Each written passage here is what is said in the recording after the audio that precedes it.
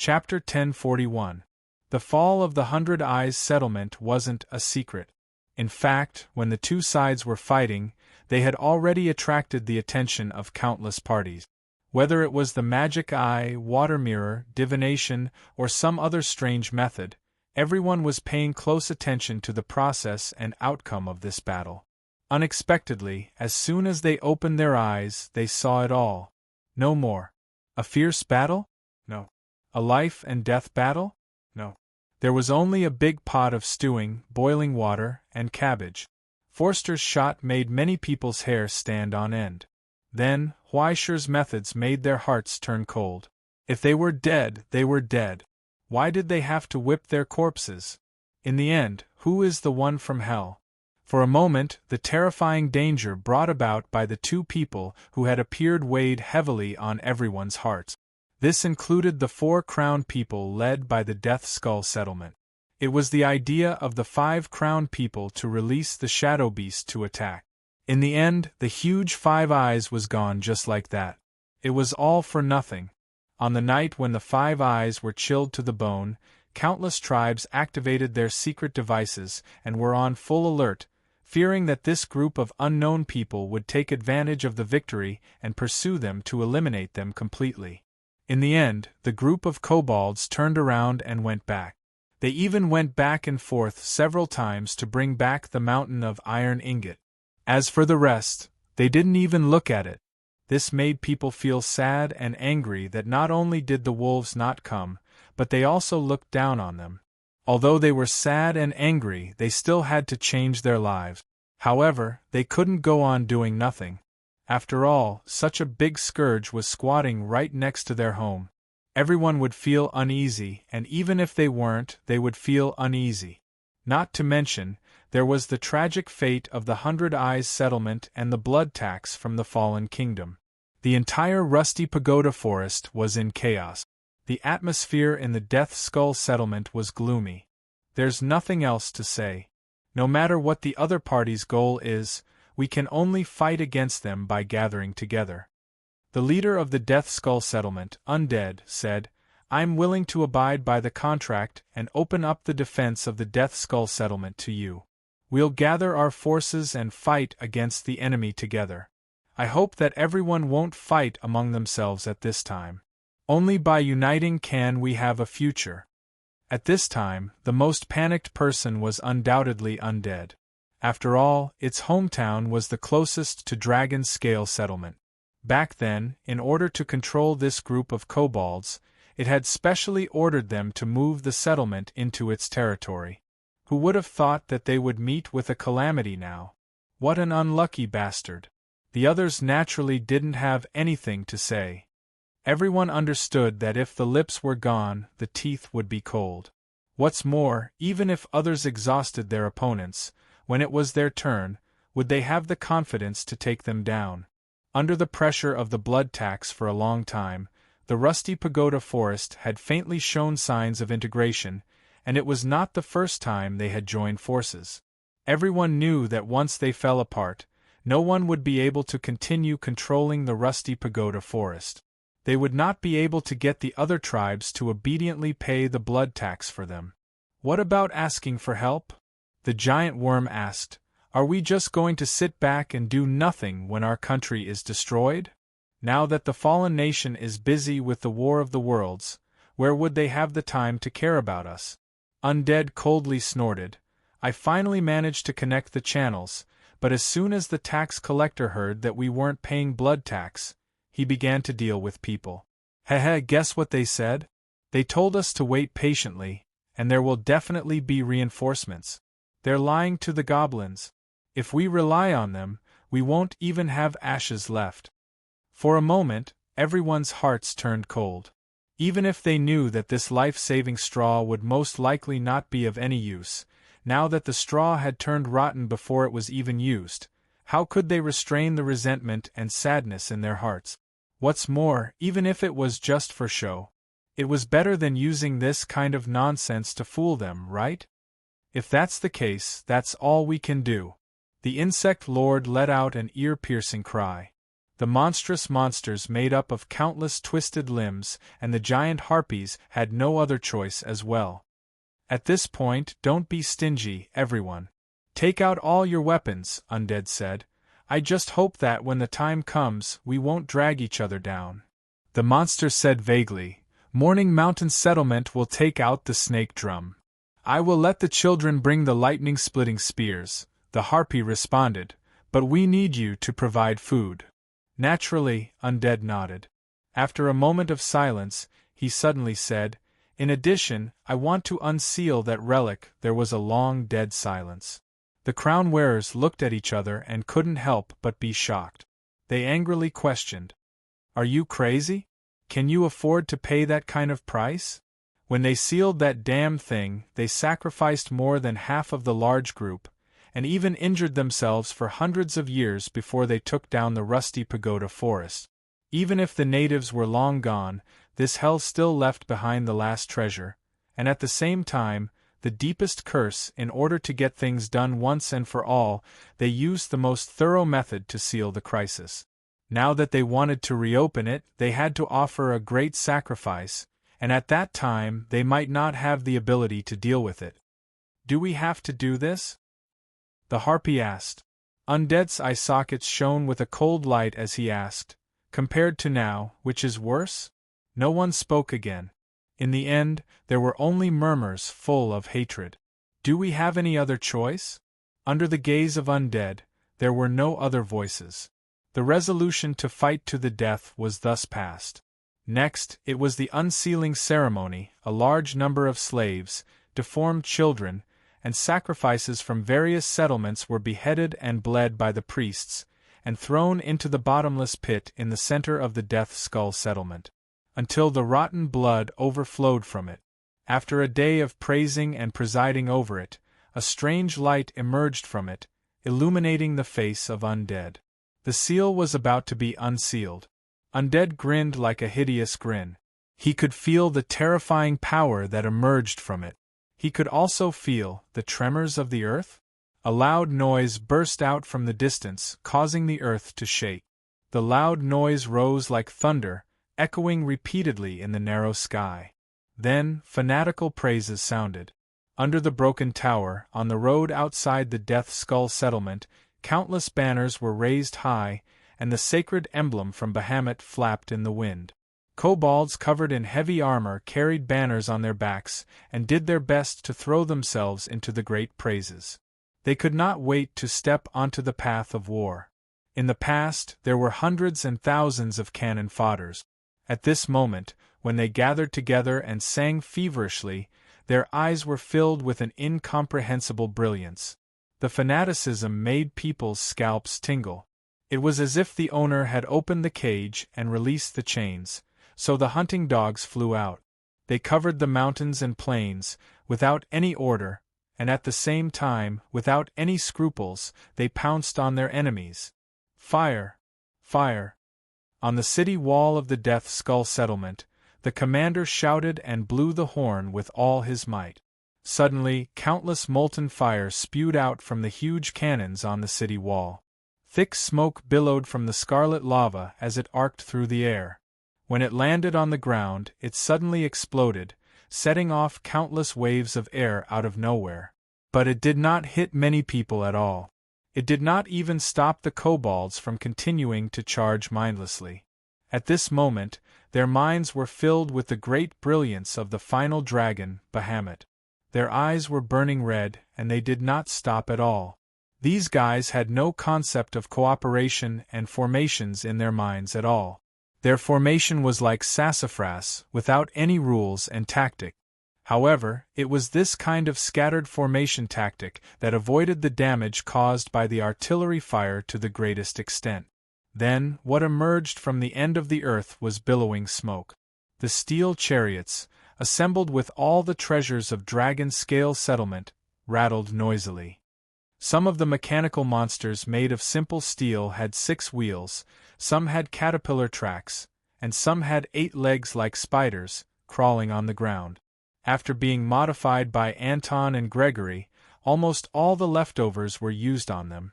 After a complete iteration and renewal, they had been reborn and reborn. Bahamut's sacred emblem fluttered on every chariot. It was branded with a huge, rough, and ferocious dog head. Endless greed was contained in it, and it smiled coldly at the hell in front of it. But the smoke that covered the sky did not come from these tiny specks of dust. Instead, it was a bigger shadow. It was darker, more violent, and more ferocious. It was some kind of huge and strange existence. On the city wall, the gargoyle almost crushed the crude telescope in his hand. He could not believe his eyes. It was a warship. Under the protection of the undead army and the white-scaled guards, a huge warship was moving on the ground. Its terrifying weight crushed the ground, leaving a straight gully. Gentle ripples of water enveloped its surroundings, causing rocks to shatter and barren hills to crumble. Everything that stood in its way was simply trampled into mud. It left a pitch-black gully. Gloomy black clouds followed in its surroundings. Countless gigantic iron crows rose and fell. They let out high-pitched cries, and their scarlet eyes made people tremble in fear. Amidst the high-pitched steam whistle, countless kobolds on the deck shouted excitedly. They stuck out their tongues and danced in ecstasy. They played all kinds of strange instruments in a mess, adding a new and strange tune to the noisy and sharp hymn. The black warship was moving forward, toward the enemy. As if it was crushing everyone's heart, every inch forward made it harder for them to breathe. When the huge silhouette was close at hand, the city wall was dead silent. The crown-wearers' gazes were cold and fearful. They suppressed their large flock, and the sound of countless blades rubbing against each other rose and fell. The harpies had already risen into the air, and were cawing loudly at the crows not far away. War was about to break out. Those damn bastards! The undead squeezed out a furious voice from the gaps of its bones. We haven't attacked them yet, and they're already here to seek death. At this moment, on the deck, Raymond felt that the scenery was boundless. He sat on the captain's throne in the middle of a large group of Hellguards. He held his chin in his hand, and his expression was solemn. He was imposing without being angry. Behind him were top-notch assistants like Gregory and Anton. In front and left were the two great guardians like Huai and Forster. There was no need to say much about his imposing manner. The sour feeling in his heart made the corners of his mouth twitch uncontrollably. No, I can't laugh. Once I laugh, I'll lose my cool. Raymond, you have to calm down. You have to calm down. The good days have just begun. There's still a long way to go. Ever since he had advanced, the treatment he received had obviously changed. Recalling the bitterness and sorrow of the past, faint tears appeared in his eyes. He was so moved that he was about to cry. It's getting better, everything's getting better. Beside him, Gregory glanced at him crying and laughing. He lowered his voice and asked Anton, "What's wrong with your school's driver? You're crying and laughing at the same time. Did your brain get damaged from your advancement?" "It's nothing." Anton seemed to understand something. He patted Gregory's shoulder and said, "There's still a long way to go. Just let him be happy for a while." Is there a problem with your ivory tower?" Gregory was confused. In front, Forster and Huaisher's communication was much more straightforward and efficient. "What's wrong with him?" Forster asked. "It's not easy to put on airs. He's just foolishly happy now. Don't pay attention to him." Huaisher glanced at the guy who was daydreaming and almost drooling. He couldn't help but shake his head. After 2 more days, he'll wake up. Forster was suddenly speechless. He only glanced at the driver behind him, full of sympathy. Soon, as the pitch-black sun ship gradually approached, a strange figure appeared on top of the city wall. Surrounded by dark green flames, the corpse in red clothes slowly rose. The distorted and hideous skeleton looked down at the array in front of it. "People of the present realm, quickly retreat," the corpse warned in a hoarse voice. "If you want to overestimate yourself, then this will be your burial place." Below it, the large group of people in the huge settlement had already raised their weapons and were ready for battle. In the tense and oppressive atmosphere, Huaishur stood up on the ship's bow and raised his hand in front of everyone's eyes. "Brother Corpse, wait, listen to me," Huaishur said in a trembling voice. "I came today because I have a request. Can I ask everyone to help me? Help me with a small favor?" He paused for a moment and solemnly promised, "I promise that after this matter is done, the Dead Skull settlement will not only dominate the Rusty Pagoda forest, but also become famous in the abyss. Even the ruler will have to look at us differently." The corpse was stunned for a moment. He couldn't understand the crazy words of this person of the present realm, but for some reason, he felt the undisguised sincerity and was a little confused. Could it be that he had misjudged the purpose of this group of people of the present realm? "What do you mean?" "Of course it's simple." Huaishur smiled and pointed to the sun ship under his feet. "Brother Corpse, please take a look. This is the equipment of our Bahamut cult's new batch of 100 Eyes settlement. Unfortunately, the budget is limited, so it's still lacking a little bit. After all, Brother Five Eyes is weak and alone. It's hard to support everything. Why don't we invite everyone from the Dead Skull settlement, Morning Mountain settlement, and Cloud Hunter settlement to board the ship together? When the time comes, you will be the bow of the ship and it will be the stern. Everyone will work together sincerely and integrate into one. Together, we will traverse hell and dominate the abyss. Isn't that beautiful?" For a moment, in the dead silence, everyone looked at each other. It was difficult to understand the absurdity of it, but when that strange voice echoed in their ears, they couldn't help but feel that this guy seemed to, perhaps, make some sense. Their minds wavered. Corpse, who had the highest soul resistance, was the first to react. He broke free from Huaishur's bewitchment, and the flames in his eyes burned red in anger. He roared in anger. "Arrogant person! Since you refuse to come to your senses, today will be the day of your burial."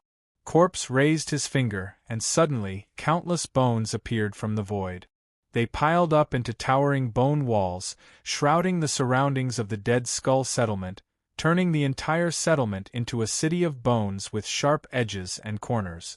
Countless viscous blood seeped out from between the gaps of the white bones. The blazing blood sizzled in the air and quickly turned into a thick blood mist, covering the kobolds all over the mountains. For a moment, screams rose and fell, lingering in the ears. The blood mist was like a strong acid, and the kobolds at the front rolled on the ground. Their flesh and blood were charred, and they struggled in pain. "I kindly asked you to share the hegemony with me. It's fine if you don't agree. But you even spoke ill of me and even wanted to hit me?" On the bow of the ship, Huaishur shook his head helplessly, exasperated.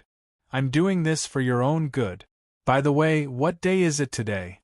The second half of the sentence was directed to Forster behind him. Forster subconsciously glanced at the time on his wristwatch. "Thursday." "Oh, then it's fine." Huaishur stroked the white cat that had appeared out of nowhere in his arms. His fingers scratched its chin twice, causing the white cat to squint its eyes in satisfaction. It meowed. In an instant, a pure white halo enveloped the entire battlefield. Wherever it passed, countless drops of sweet dew fell like rain. Different from the code of war, the treaty of peace was in effect. Then, the screams began to quickly disappear. In the blood mist, the kobolds who were rolling and struggling on the ground actually got up again under the astonished gazes of many people. They were completely fine. It was as if everything that happened just now was just for show, as if they were afraid that the kobolds would be sad because they saw the kobolds attack. However, the large group of people with good eyesight had already seen the kobolds' figures begin to change. Under the rusty armor and thick fur, all the corroded wounds were recovering rapidly. Not only that, but strands of strange colors were also growing out from the wounds. The twisted plants took root and sprouted at a terrifying speed, taking root in the wounds and wrapping around the kobolds' limbs. They absorbed the vicious blood mist in the air, and grew into pure white flowers, looking extremely holy and enchanting. The fragrance spread. A huge amount of hallucinogens and stimulants floated in the air. Countless tiny spores brought about extremely realistic illusions, turning the hell before them into a holy kingdom filled with holy light. The kobolds didn't care how strange and terrifying the parasites on their bodies were.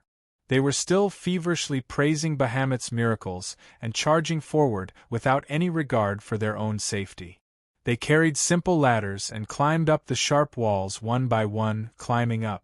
Their crazy, zombie-like appearance caused the large group of hell creatures to have goosebumps. However, each of them had a terrifyingly tenacious vitality. They couldn't be killed. Even if they were bombarded by giant cannons and burned to a crisp by molten fire, they would quickly regenerate, and the flowers on their bodies would bloom even more vigorously and fragrantly. Their fighting spirit also grew stronger. Such a crazy attack caused countless defenders to suck in a breath of cold air, unable to restrain the trembling in their hearts. On the deck, the respected elder held his sword and looked at the countless strange torrents that were climbing up the city walls. While he was shocked and fearful, he couldn't help but remind in a low voice, "The Dead Skull Settlement has gathered 5 or 6 large groups. If you want to rely on them, I'm afraid it will be difficult to break through.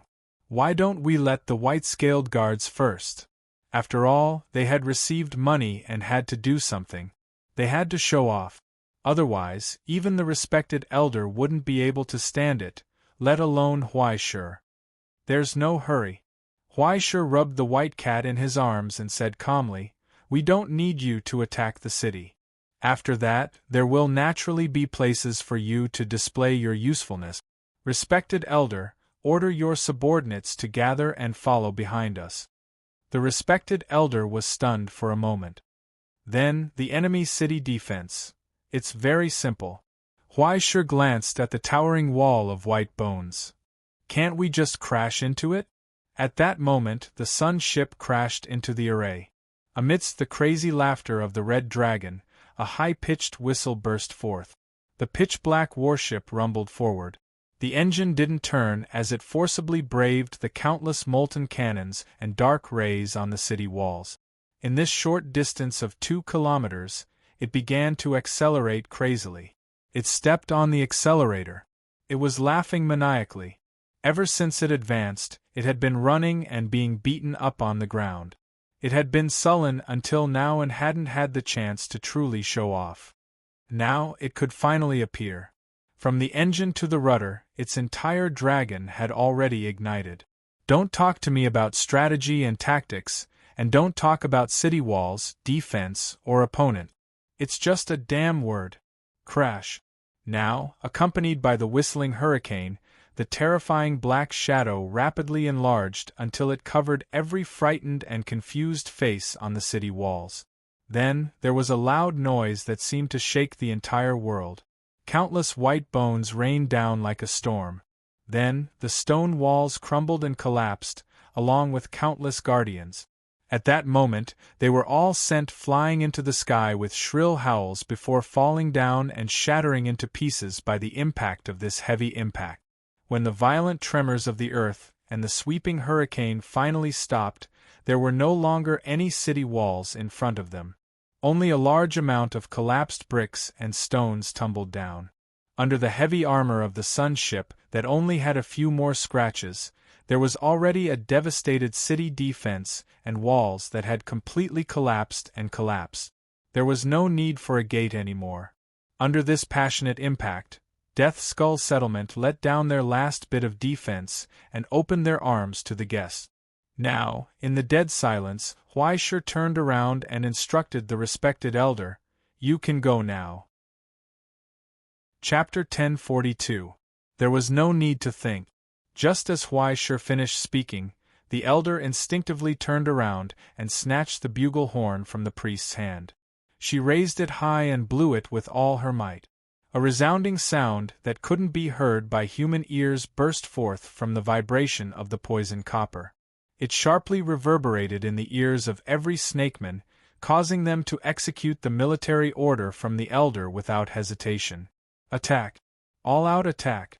In front of the collapsed city wall, a white flood swept out from both sides of the stranded sun ship. It was the snake men chasing after the sun ship. They seized this crucial opportunity to break through the city wall and drew their swords. Just like a snake's poison, it injected into the prey's body and spread, bringing death. After giving the order, the elder tossed the horn back to the priest, indicating for him to stay here and relay his orders. He bowed to Huaishur, then took 2 steps back and jumped down from the bow of the ship, joining the advancing white-scaled guards as he shouted, "Brother Huaishur, raise the flag!" Accompanied by her hoarse voice, the precious insignia bestowed by the eternal ring slowly rose from the vast expanse of whiteness. That chaotic ring, which contained mercy and cruelty, fluttered in the wind. Those huge lizard-like beasts burst forth with waves of toad-like cries as they advanced. The mobility of the undead army was completely meaningless in the siege battle and the following street battles. Now, all the cavalry had already dismounted from their mounts and spread their arms, allowing their retainers to drape the heavy armor over their bodies. They raised their halberds and large shields and gathered into formation under the elder's orders. In the chaos, the large group behind the city wall simply didn't have time to make an effective response. They even lost their original barrier and geographical advantage. At the very front were those lizards that were taller than ordinary people by half their bodies. These strange creatures raised by the snake men possessed a terrifying weight and scales that were as hard as metal. Now, after tearing down the knights, what they carried on their backs were countless sharp barbs, becoming the barrier that the white-scaled guards relied on. Under the siege and counterattack of those corpse warriors, they forcibly propped up a position in the square in front of the ship's bow. After that, there was no place for any tactics or other strange tactics to be displayed. All that was left was a scalp-numbing slaughter. At the entrance of the square, on the narrow streets, and even in the gaps where normal people couldn't even turn around, every hell creature held a weapon in their hands. Their eyes were scarlet as they attacked their enemies. There was no space to dodge or retreat. In fact, if they slowed down for even a moment, they would be trampled to death by the allies behind them. This was the simplest and most straightforward collision between flesh and blood, iron and bone, claws and teeth and scales. It was also the crudest and cruelest way of fighting. Every minute and every second, a large number of casualties appeared. Deaths were so common that there was no need to count them. The wails were drowned out by the roars and roars of anger. Broken limbs and corpses were piled up together, covering every inch of the space that was being contested. Even with the peace treaty, there was no way to temporarily reduce the number of deaths that were happening every second. In the short period of time that countless white-scaled guards fought for with their lives, 6 giant lizards hissed in the square. They slowly and strenuously dragged a rope and erected a thick totem pole. Under the totem pole, a dozen shamans held onto it and focused on praying. They ignored the arrows that flew past their ears and their fallen comrades. At the very front, the shaman raised his sword and chopped off the heads of captives one after another. Sticky blood gathered from all directions and clung to the totem pole, glowing with a dazzling light. The blessing from the ruler, the eternal ring, descended. Under the illumination of the light, the bodies of the white-scaled guards began to rapidly swell. Their rough muscles even burst through their skin and scales, turning them into giant half-snake, half-lizard monsters. Even their weapons were tossed aside like children's toys in their hands. The sharp bony claws and the rapidly growing teeth in their mouths were the blessings bestowed upon them by the eternal ring. They hunted for blood and died in battle. The elder had transformed from his original humanoid appearance into a complete monster. His gray robe was torn, and a snake tail that was dozens of meters long extended out and coiled around the totem pole. His long hair, which was tied together by 3 long braids, fell off and his smooth skull protruded. His 6 newly grown arms were raised high. Amidst the shaman's praises and prayers, He scattered poisonous flames in all directions. Wherever the flames touched, everything would be burned and melted by the poisonous flames. Even the slightest contact with the flames of the bone-encrusting gangrene would be enough to engulf a person. I've said it before, I've said it before. The harpy roared hoarsely, her feathers trembling in anger. We shouldn't have trusted that foreign bitch.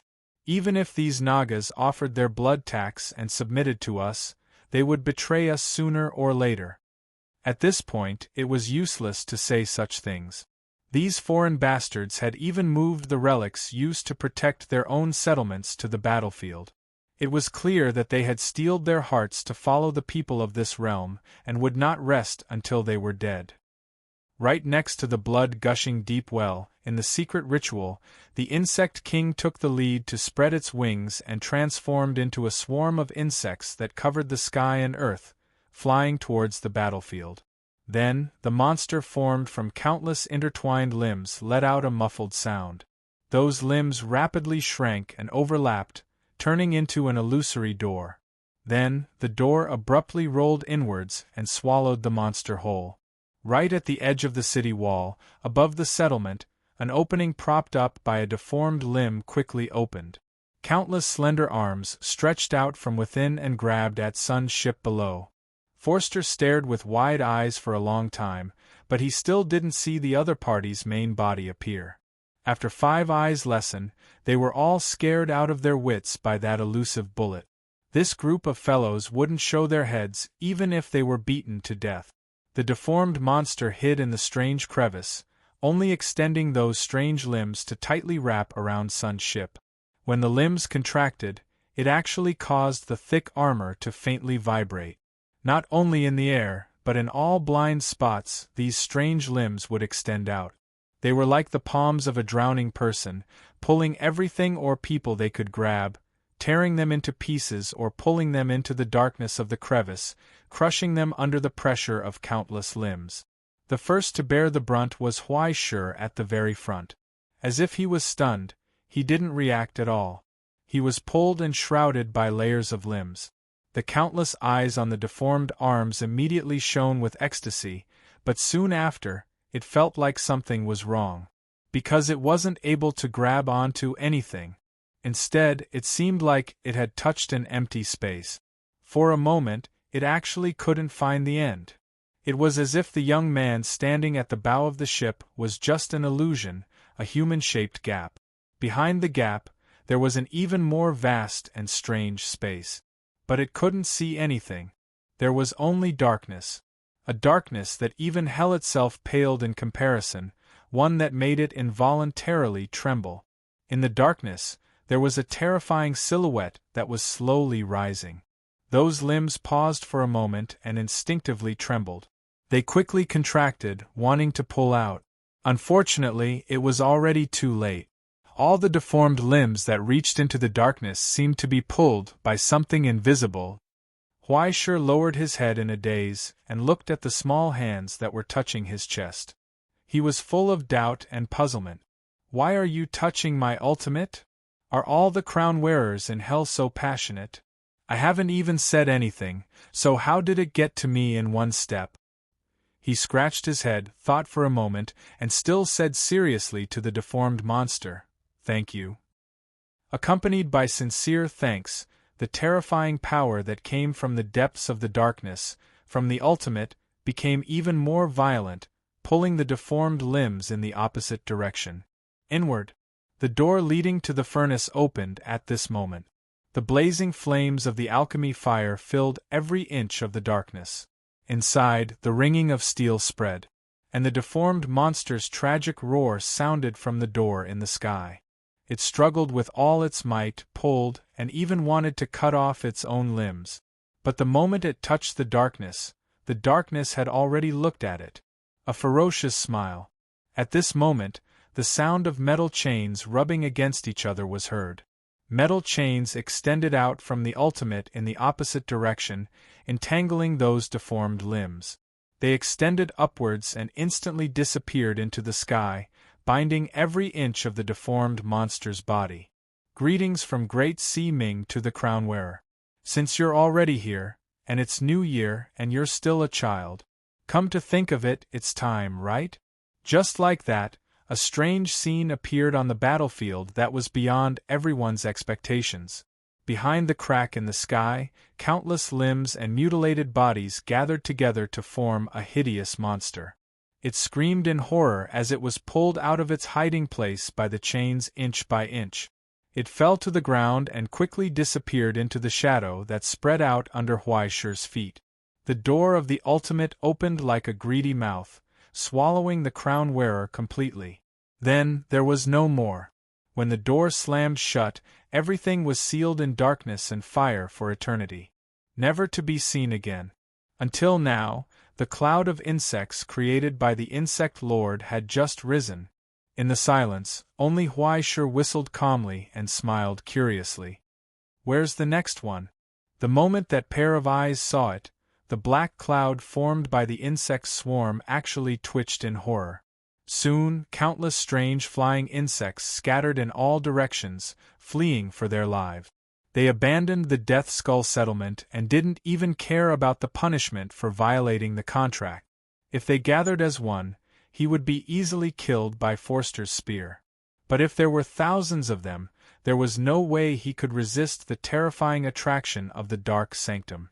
Forward and backward, there was only death left. But even if everyone fought to the death, as long as I ran fast enough and hid far enough, I wouldn't have to die, right? *CK The Rusty Pagoda Forest, you people are too evil. I want to go to a destroyed country. Even being the Withered King's dog is better than staying here and being refined into iron ingots. The moment he made up his mind, the Insect Lord had already scattered. Even Huaishi did not react in time. Not long after, the Insect Lord noticed that in the sky outside the Death Skull settlement, there were countless iron crows flying. Those scarlet eyes looked down, looking at the strange, fat, and thick insects. They were full of curiosity. Can it be eaten? Is it tasty? Why don't I try it? The resentful bloody light quietly spread between the countless wings. The predators shouted excitedly, calling for their relatives and friends, and charged toward the takeout that was delivered to their door. It was time to eat.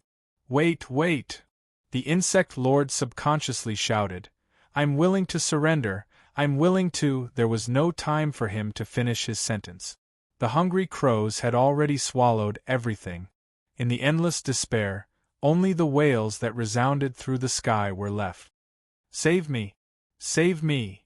In the deepest part of the Death Skull settlement, the Insect Lord's miserable cries kept coming, but the undead was expressionless and did not move at all, until the sound completely disappeared. As early as the moment it betrayed the alliance and fled, this damn old insect was on the undead's must-kill list. Beside him, the harpy's face had already turned pale. Holding the lightning spear in her hand, she could not help but tremble. She was clearly the insufferably arrogant ruler and crown-bearer in the past, but now she was like a hen that had been caught out of a cage. What should we do? The harpy turned back to look at the undead. She was at a loss. This group of reality realm ambushers were too fierce and too outrageous. The guy who originally said that he was going to carry his sister to victory instantly gave her a 10-0. How the hell were they going to fight this match? The undead did not speak. The wisps in his eye sockets flickered and gradually wavered. Finally, he glanced at the deep well that was overflowing with blood under his feet, and his voice became hoarse. Now that things have come to this, there's nothing more to do. Let's go. Go! The harpy's eyes instantly lit up. That's right. Use this secret device to blow up the Death Skull settlement. We'll take advantage of this opportunity to charge out. They won't be able to stop us, so I'll... Bang! The moment she turned around, a deathly pale skeletal hand protruded from her chest, clenched her heart, and abruptly crushed it. Go? You bunch of trash! How much effort did I put in? How much time did I put in? How much time did I put in? How much effort did I put in? The undead stuck close to her back, his voice cold. And now, just because of a small setback, you're crying and yelling that you want to become the withered king's dogs? Instead of letting him take advantage of you, why don't you give it to me?" As soon as he finished speaking, the strange undead opened his mouth, and his sharp teeth sank into the harpy's neck. He did his best to suck out her blood, origin, substance, and even her soul. The harpy cried out in pain, calling out to her descendants and the large group as she struggled in vain. However, within the city, countless corpse warriors had already begun their assault, cruelly slaughtering all living creatures. Only fresh blood continued to flow, continuously gathering towards the pool of blood in the deep well. The undead feasted on the boiling pool of blood. Finally, he had absorbed enough souls. His shriveled face gradually began to fill out, and he began to regain his former appearance. His 6 eyes gazed down at the pool of blood beneath his feet. He loosened his grip. He allowed the harpy's corpse to fall into the pool of blood, becoming the last precious resource. In that instant, the secret device sealed in the deepest part of the Death Skull settlement was finally unraveled. The massive rusty tower forest began to tremble violently. Countless broken towers began to emit a cold glow that intersected with each other, tearing through the dark clouds and disappearing into the deep well of blood. In the deep well, a scarlet altar slowly rose up. A strange rock slowly wriggled on top of the altar, expanding and contracting as it emanated a boundless malice. It was like a heart. The moment it appeared, everyone within a few hundred kilometers of the Death Skull settlement felt a bone-piercing chill, making it difficult for them to breathe. Their consciousness began to waver, as if their souls were about to leave their bodies and fly towards the rock. "This day has finally come." The undead laughed hoarsely as he reached out towards the altar. Now, under the nourishment of countless fresh blood, this power from the rusty tower forest had completely awakened. This relic that had been slumbering in hell for tens of thousands of years finally belonged to him. Slap! Right next to him, a hand suddenly reached out and grabbed his wrist. Like an iron clamp, an awkward silence suddenly ensued. The undead's smile stiffened on his face. He turned his head with difficulty, but all he saw was the young face from the present realm. It was as if he had caught a pickpocket who was secretly rummaging through his pockets. Huaishur asked solemnly, how can you touch other people's things?" Chapter 1043. Don't belong to someone else? For a moment, in this sudden silence, after witnessing Huaishur's amazing speed after the treasure appeared, the companions on the ship were once again shocked. Even the undead were stunned in place. They couldn't understand. "What are you talking about?" Only the righteous light above Huaishur's head was still as awe-inspiring as before. "Still want to quibble? I just walked away for a while and I saw you trying to steal something." "Steal?" The undead was sluggish, his lips trembling as he looked at the strange heart of stone on the altar not far away. He only felt a burst of absurdity from the bottom of his heart. "This is clearly mine. What do you know?" Huaishur solemnly raised a finger. "I, as a special military officer of the Astronomy Association, after coming to Hell, according to the second small rule of the Development Management Law, I naturally have the right to develop this Hell, the right to sign all the research results, and the right to dispose of all dangerous items. How can I let you take this thing full of hidden dangers to torment the poor creatures of Hell?" What's more, from the bottom of his heart, he regarded this group of enthusiastic Hell creatures as his good friends, generous and selfless sharing. His ship was their ship, his ultimate destination was their ultimate destination, and his achievements were their achievements. In other words, their belongings were his belongings. Wouldn't their treasures be his treasures? But now, his good friend wanted to steal his treasures while he wasn't paying attention? This is too much. Huaishur was unable to restrain his anger. "I clearly trusted you so much. How can you be worthy of my good intentions?" Boom! In a state of extreme anger, Huaishur swung the stone marrow building and smashed it on the undead's head. Ah Fong made a loud noise. In an instant, countless cracks appeared on the bones of the undead, but it didn't collapse on the spot. And in the Dead Skull settlement, thousands of corpse warriors were instantly blasted into a bloody mist by the force that burst out of thin air. The moment the undead reacted, his eyes were already burning red. He roared in anger. "Present realm person, you've gone too far." Huaishur didn't stop, and Ah Fong smashed down again. Boom! The necks of the corpses were instantly broken, and half of their heads hung from their shoulders. Countless corpse warriors in the city died in an instant. His eyes spat out tangible flames of origin substance. "I will kill you!" Boom! Huaishur did not speak again. He pressed him to the ground and raised Ah Fong to continue smashing him. In an instant the corpse turned into a pile of mud, and a large amount of blood in the blood pool evaporated, causing him to let out a mournful scream. "I'll fight you to the death!" Boom! The earth cracked, and the remains of the dead body disappeared without a trace. Not even his bones remained. Among them, the majority of them had been bombarded by Ah Fong. However, there was also a portion that he had abandoned on his own accord.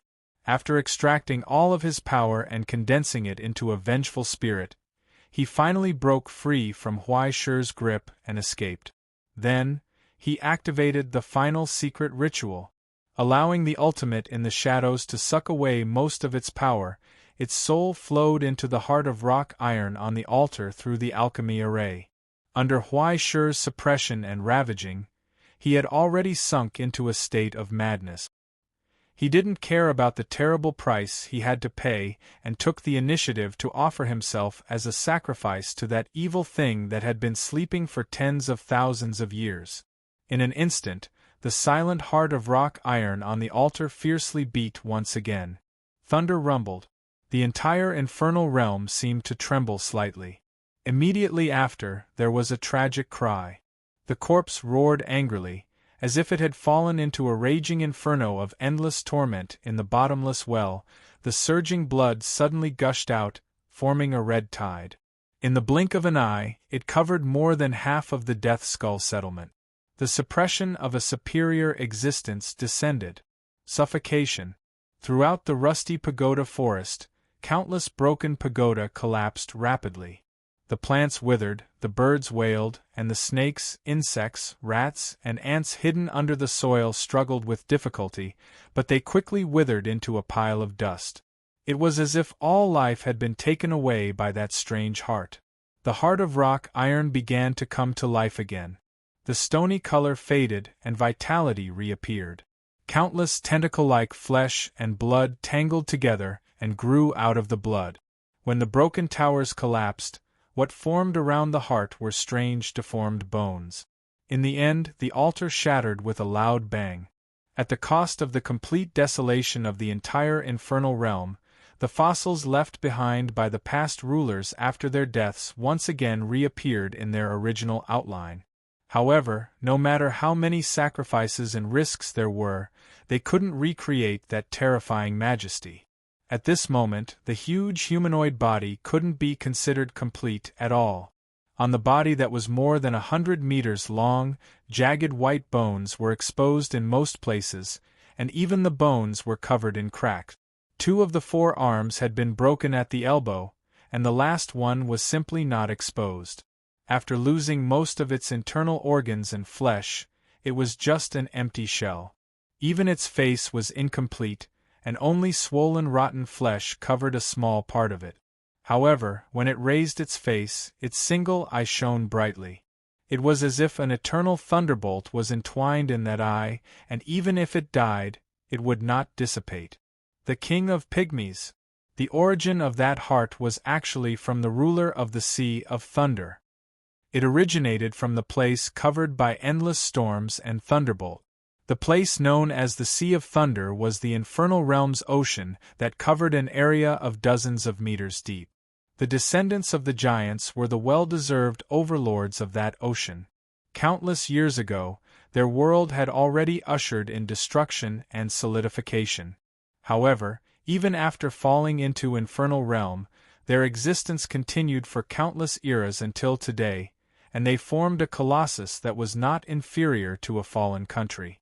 They called themselves dwarfs because their current height of dozens of meters could no longer be compared to the magnificent bodies of their ancestors, who were thousands of meters tall. Even so, their strength did not weaken in the slightest.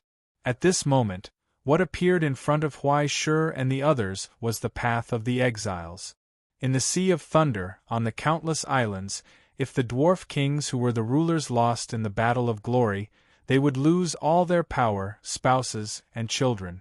They would bear the tattoo of shame and embark on the long path of exile alone. Until one day, they would return and take revenge on the enemy who had taken everything away from them. Or they would silently die in some distant infernal realm. Perhaps, thousands or tens of thousands of years ago, a certain dwarf king riddled with scars would come to this desolate infernal realm and welcome his own end. He would silently die from a curse, an old wound, or the pursuit of the victors. The giant corpse fell, and the disaster transformed. Countless bones formed a giant tower that reached into the sky. The entire rusty pagoda forest had grown out of its corpse. Now, when the ironstone heart that had been dormant for tens of thousands of years beat again, violent origin substance fluctuations surged from the rotten and broken body. All of you will die. The corpse's deranged consciousness flowed out from its remaining eye. When it sensed its powerful strength and unprecedented weakness, it immediately became even more berserk.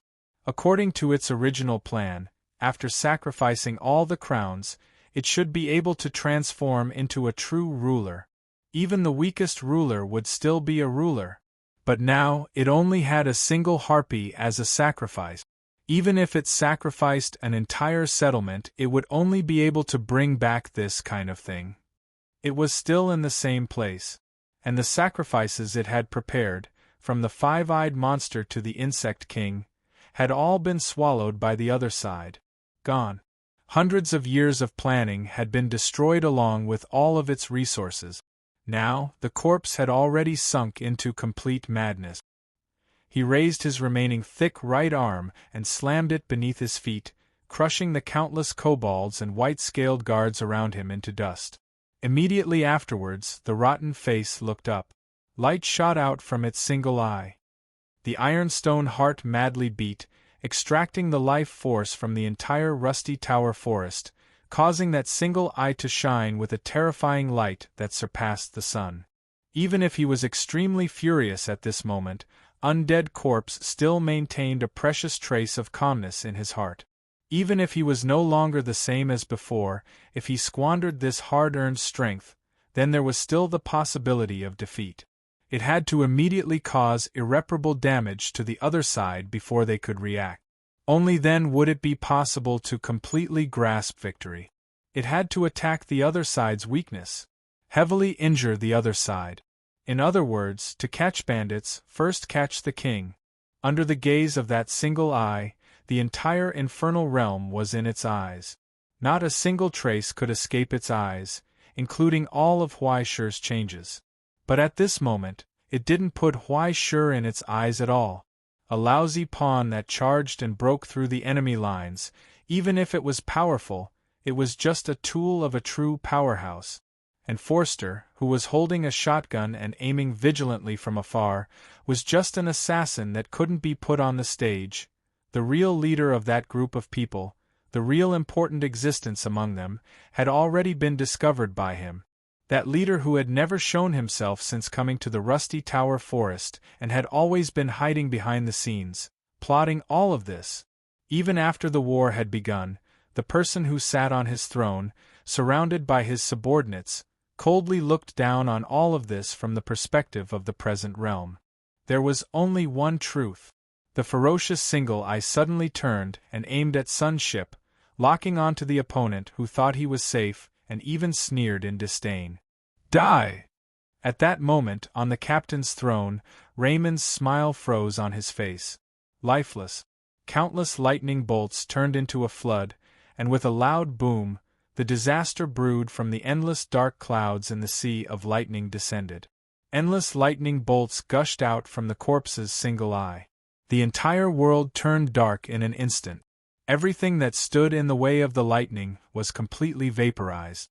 The heat from the aftershocks spread, melting and dissipating countless ruins and kobolds, turning them into putrid green smoke.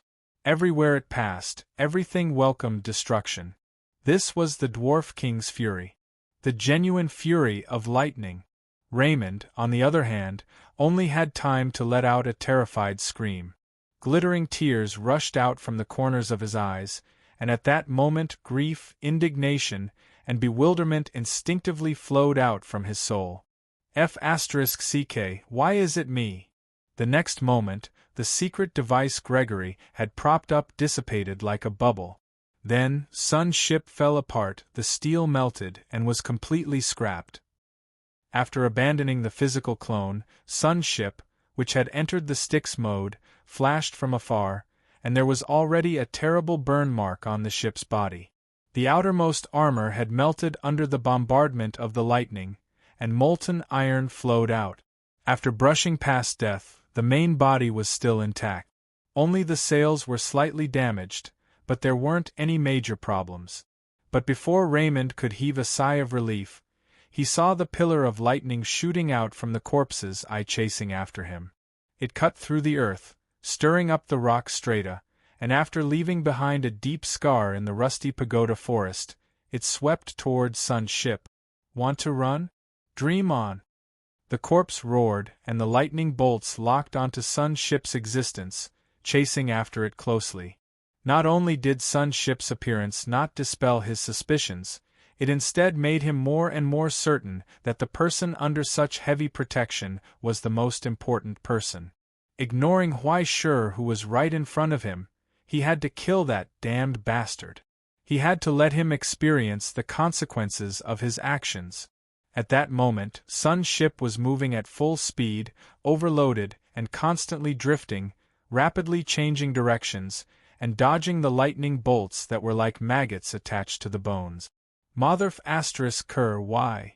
Raymond was on the verge of tears as he swung the wheel. It's that bastard Huai-Shur who is messing with you. Why do you have to harm me, an innocent driver? Only Huai-Shur couldn't help but roll his eyes. Who told you to only care about showing off? Don't talk about the corpse. Even if it was me, I would do the same to you. Maintain the speed.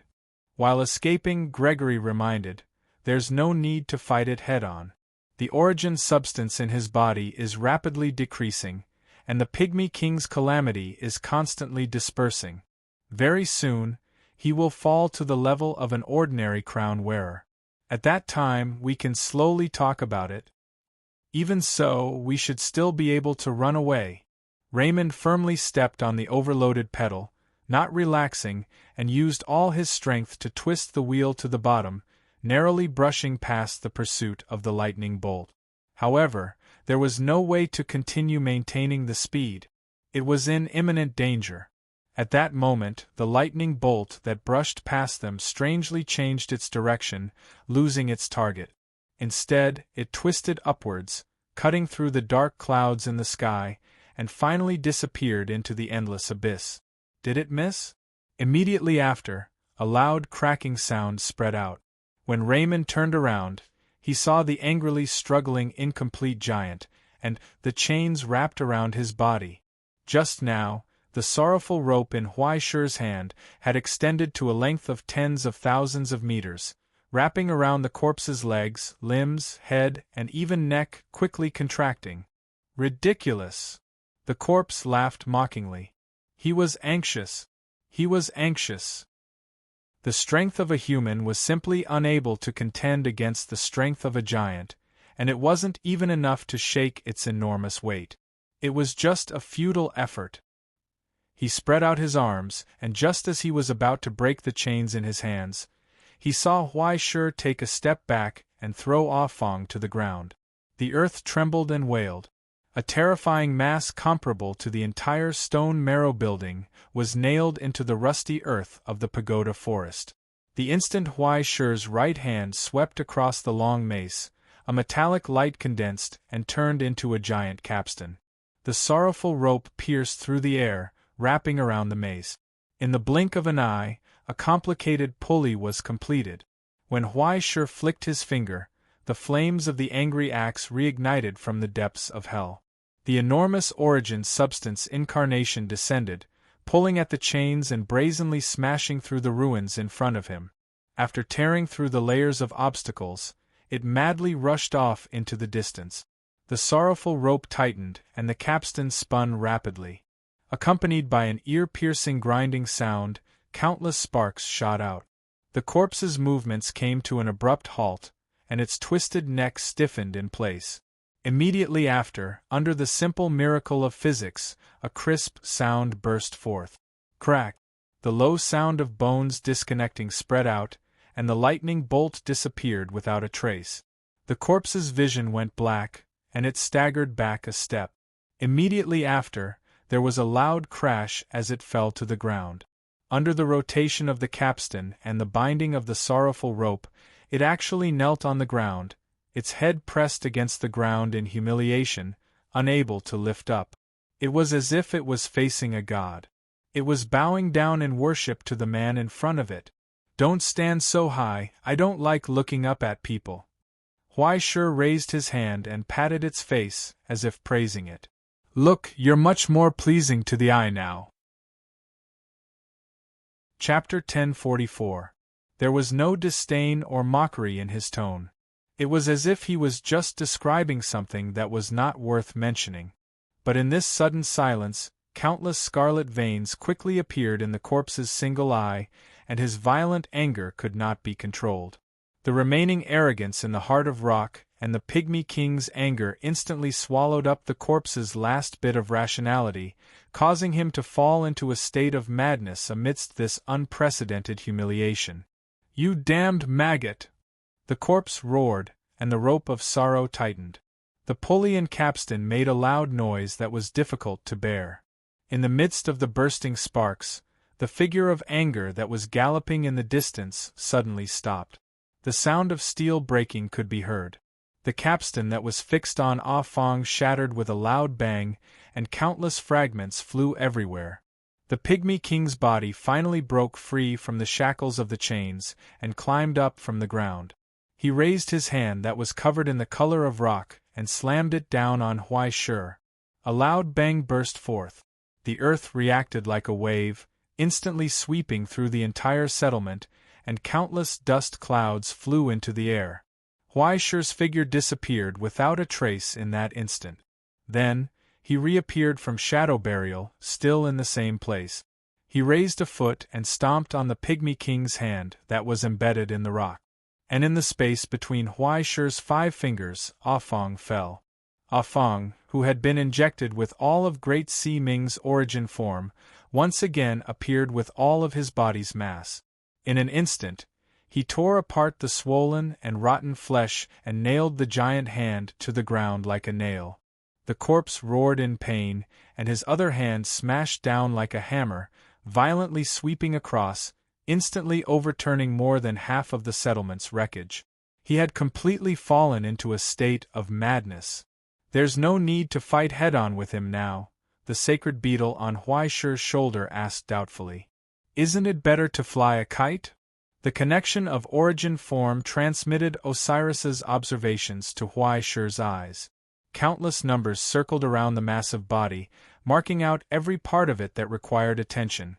Height, weight, power output, origin substance fluctuations, attack warnings, even the flames that burned vigorously like a furnace in his body. It was the crystal of disaster that was once formed by the dwarf king. The power that burst forth from the stony iron heart. But now, even with the naked eye, one could see that the power was rapidly weakening and dissipating, just like alcohol evaporating. In less than 2 hours, the undead would return to their original form, or even fall into an even weaker state. There was no need to wrestle and fight with him. That's true. But when the time comes, we won't be able to gain anything, right? Huai-Shi waved her sword in the face of the hurricane, tearing it apart. When the time comes, only the wearer of the crown will be left. The freshest ingredients should be processed in the fastest way. Huaishur stepped on the ruins and rolled up his sleeves. Besides, it's just for show. No matter how strong it can't be stronger than that shameful rotten dream, right? The pygmy king looked like he was looking at a dead piece of pork on the chopping board. The pygmy king's anger burst forth once again, turning into tangible lightning that wrapped around the huge body, forming a majestic armor. The world darkened once again. Countless snake-like lightning continuously shot out from the pygmy king's body, destroying everything in front of him once again. The hurricane quickly retracted in the pygmy king's right hand. The disaster turned into a weapon and slashed down at the ground. Die! Everything in front of the tempest's sword was cleanly torn apart into dust by the hurricane and vacuum. The origin substance within the tempest caused everything to rapidly corrode and peel off. That was definitely not a simple hurricane. Instead, it was the reappearance of the eternal disaster in the Sea of Lightning. However, compared to the destructive power of the real thing recorded in the present world, this kind of thing that only looked good on the outside was really, pitifully weak. Huaishur sighed. Amidst the undead's roar, his figure suddenly appeared on the pygmy king's arm. The bloody light of hatred multiplied in his hand and scattered out. The blade extended from the slash, instantly slicing through the undead's neck. Lightning and rocks were torn apart by the blade.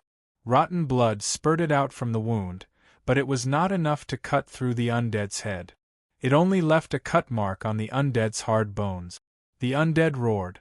It raised its other broken arm and pressed it towards Huaishur.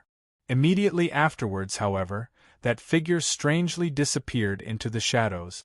The blood-red blade fell from the sky and scattered into countless pitch-black crows. When the crows gathered again, he had already appeared behind the undead. The axe of wrath swept out. The origin substance incarnation galloped over.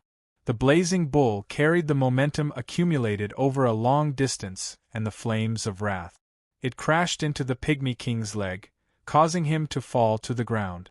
Immediately afterwards, the white deer's phantom appeared in the air. It disappeared in a flash.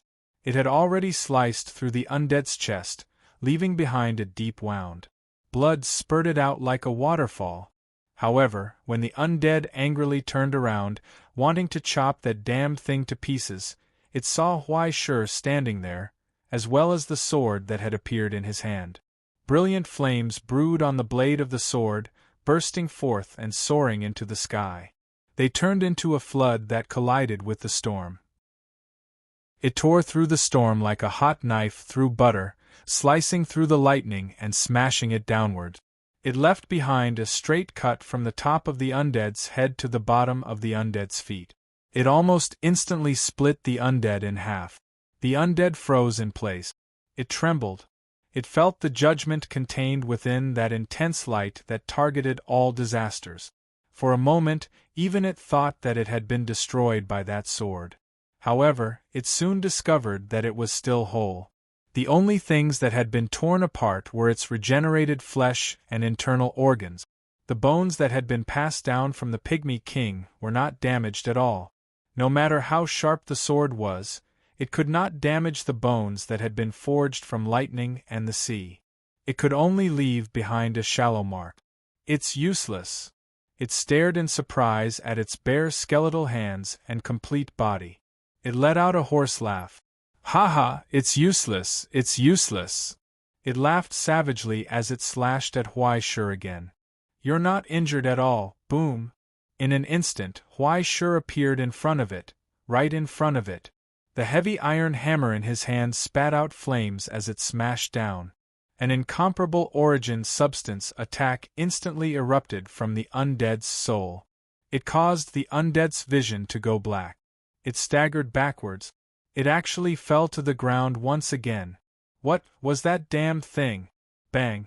The sound of metal rang out from Huaishur's hand. Right, I forgot to ask. Huaishur stepped forward and asked curiously, between pain and regret, which do you prefer? Or do you want both? The outlines of the iron hammer and the long truncheon slowly appeared in his hand, and the metallic light grew stronger. The hammer of pain burned with bloody flames, and the head of Bahamut's malevolent malice. On top of Afong's truncheon, the sound of waves surged, and the illusory image of a Kuanping appeared amidst the water vapor and rainbow light. In the instant it appeared, a new storm was stirred up amidst the countless remnants of hell. It was just like a whirlpool. A new tide was stirred up. In that instant, the shadow beneath Huai Shi's feet danced and rose up like a surging wave. It rose up, expanded, and enveloped the undead's face. It covered despair. In an instant, the thick water vapor turned into a white fog. Amidst the mighty whale song, the attacks from the stone marrow hall once again descended upon the undead's body. Continuous loud noises burst out like thunder. After overlapping in one place, it formed a mighty melody. Mastery, symphony. Under the ravaging of both origin substance and matter, the sound of cracking could be heard from the pygmy king's body. The undead screamed in terror, subconsciously trying to protect its face. However, it was unable to block the attacks that continuously descended upon its body. Its pale white bones trembled violently, and fine cracks actually began to appear. Wait, He wanted to speak, but what appeared before his eyes was only a pair of cold eyes and the truncheon that was smashing down.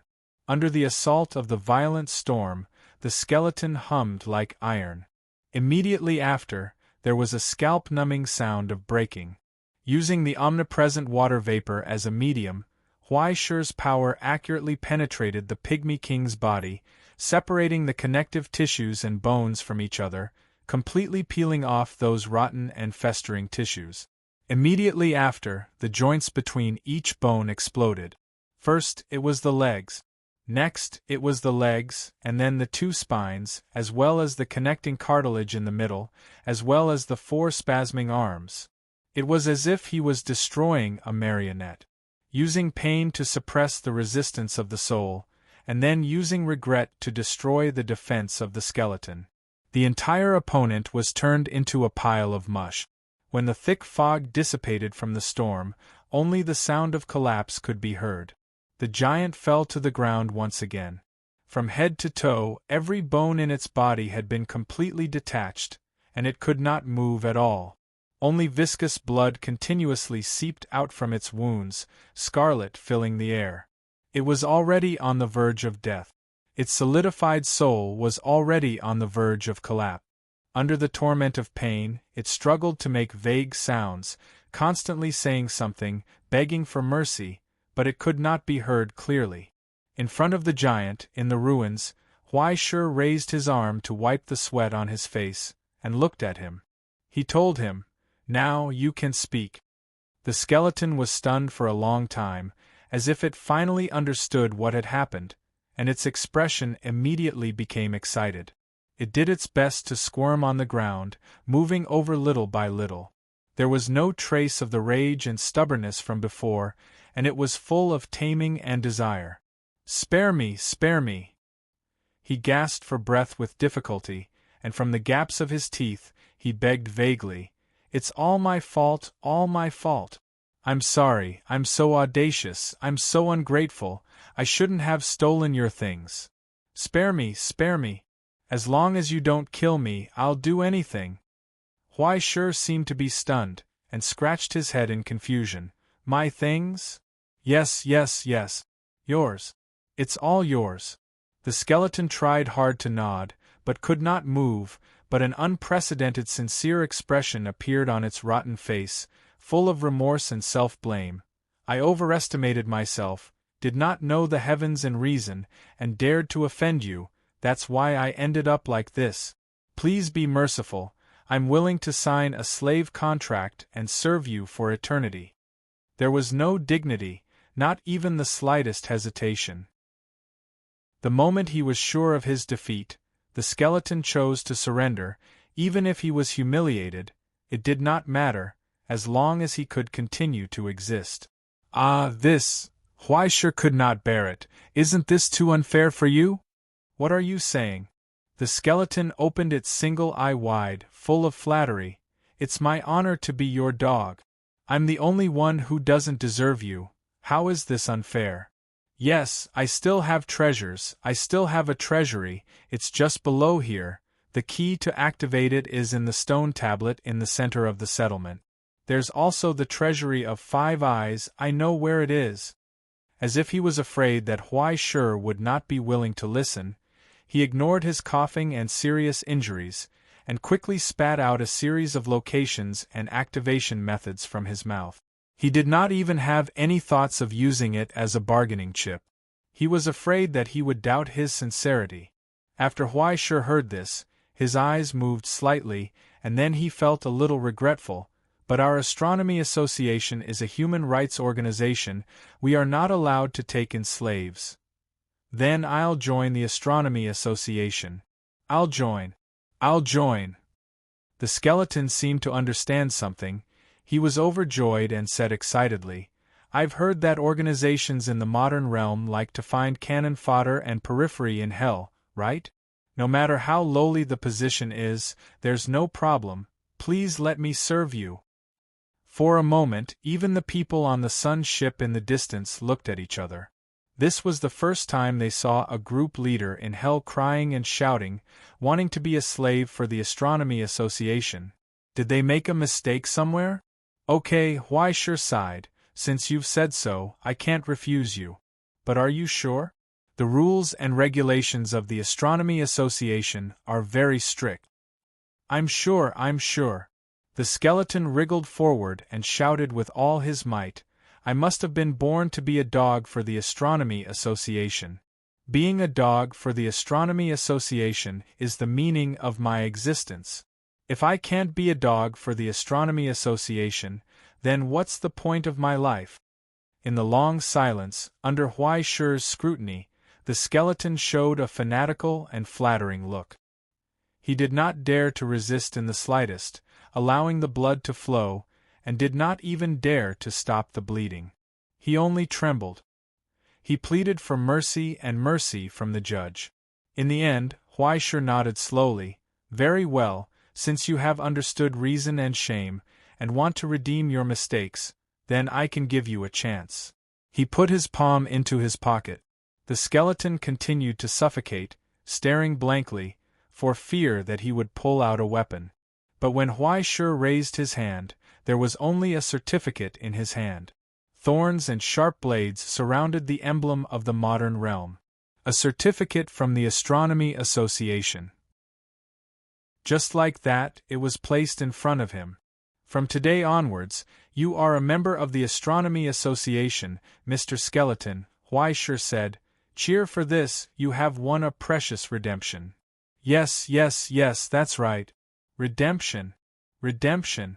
The skeleton almost cried tears of joy, leaving scarlet tears. Your great kindness, I will engrave it in my heart, I will definitely. Next, as your introducer, I will teach you your first lesson as a member of the Astronomy Association. Huai Shi interrupted him and told him calmly, I hope you can learn and listen seriously. Definitely. I will definitely remember it in my heart. The skeleton shouted excitedly.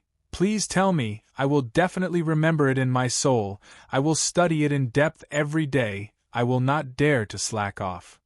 There's no need to be so exaggerated. Huai Shi waved his hand a little embarrassedly and smiled. As long as you practice it, it will be fine. At that moment, a clear sound rang out. It broke. In the skeleton's sluggish eyes, Huai Shi's arm had already sunk into his chest, clenching something faintly beating in it. Clenching. You must remember it well. Huai Shi solemnly instructed. The first lesson as a member of the Astronomy Association, that was, sacrifice your heart for the modern realm. At that moment, a torrent of shadowy origin substance emerged from the skeleton's body, erupted and swallowed everything. Amidst the wails of the skeleton, the door to the ultimate slowly opened. Countless shadows were like hands, pulling the wailing skeleton of the giant, dragging it bit by bit into eternal darkness. The mournful screams came to an abrupt end. There was nothing left in the ruins. Only Huai Shi looked down at the strange, stone heart that was still beating vigorously in his hand. He nodded in satisfaction. Finally, he praised. It seems that you have done it. Chapter 1045. Pitch-black smoke rose into the sky. After countless towers broke, the rusty tower forest where the dark clouds had dispersed did not receive a clear sky. Instead, it was shrouded in an even thicker darkness. Scorching hot wind mixed with a pungent smell blew in the sky, rolling up thick smoke and spreading in all directions. The original Skull settlement had already turned into a piece of scorched earth. Now, on the scorched earth, a huge furnace was releasing rolling heat, like a pitch-black monster crawling on the ground. The terrifying fire had burned for 2 days and nights. Countless steel birds hovered in the air, rising and falling in flocks. They pulled ropes and threw truckloads of materials into the furnace. In the factory made of huge machinery, roars continuously sounded. The kobolds wearing gas masks were already black from the smoke. They moved in the thick smoke, moving carts of iron ingots that had not yet cooled down from the assembly line and sending them to the processing equipment at the other end. Then, the equipment at the other end spat out the finished products and sent them to the next processing window along the conveyor belt of the assembly line. Smelting, forging, stamping, welding. Those huge and crude ancient models had long been eliminated in the modern realm. Now, they were put to use again in Hell. At the end of the assembly line, hundreds of cyborgs were urgently busy. They followed Beelzebub's instructions and hurriedly assembled the large equipment. These cyborgs with goat horns and bleeding were all Gregory's reserve tools. Using the miracle of the golden fleece and the dragon-tooth soldier to smelt, they had a considerable degree of adaptability. Their names were written on scrolls made of wool and gold thread and transcribed with ashes. They were given a secret ritual during the process of their birth. The bodies of morning and evening were just their carriers. After years of use and maintenance, they already had the knowledge and ability to operate alchemy instruments and perform precise operations. Now, under their operation, the originally mighty and ferocious sun ship was beyond recognition. It was disassembled again. The outer armor that had been welded was completely dismantled and then melted back into the furnace for reconstruction and maintenance. The hull was also disassembled under the large hoisting equipment. It was like a whale being dissected. All the buildings on the ship were dismantled, the hull was cut open, the deck was overturned, the ship frame was reorganized, and all the equipment and instruments were placed around the ship. Many different cabin structures welcomed a new round of adjustments. All the mainframes, transmission layers, propulsion structures, auxiliary machines, and other equipment were exposed. "This is too much, sob sob sob, this is too much." Raymond wiped his tears at the side. "Sunship, my sunship." All right, that's enough." The Red Dragon's avatar was right next to him. It glanced at him from the corner of its eyes. "Free modifications and upgrades. I didn't even cry, so why are you crying? At worst, we can just change it back later." "That's what I'm crying about." Raymond wiped away his snot and tears, feeling even sadder. "Think about it, I still have to change it when I go back. How many F***king loans do I have to pay off? I might even have to be a tool for another 90 years. The thought of having to live another 90 years of a life, where people would shoot you with cannons just because you were sitting in a chair was enough to dishearten him. At this moment, along with the high-pitched alarm of the crane, a huge shadow slowly swept across the sky. A huge dragon skeleton covered in iron light slowly descended from the sky under the pull of steel cables, causing a low rumble. That was the skeleton of the Dwarf King. It was a solid material that even the ultimate and alchemy fires could not handle. It was a precious material that had an extremely strong conductivity against all disasters and miracles. The temporary furnace did not have the temperature to completely smelt them, but this did not prevent them from being reused after modification. This was especially true after Huaishur had perfectly disassembled all of the bones. After the continuous reconstruction by Anton and Gregory these days, The skeleton was pieced back together with the recast iron. The interior was inscribed with alchemy arrays as conduction, and then covered with 6 layers of different alloys as protection.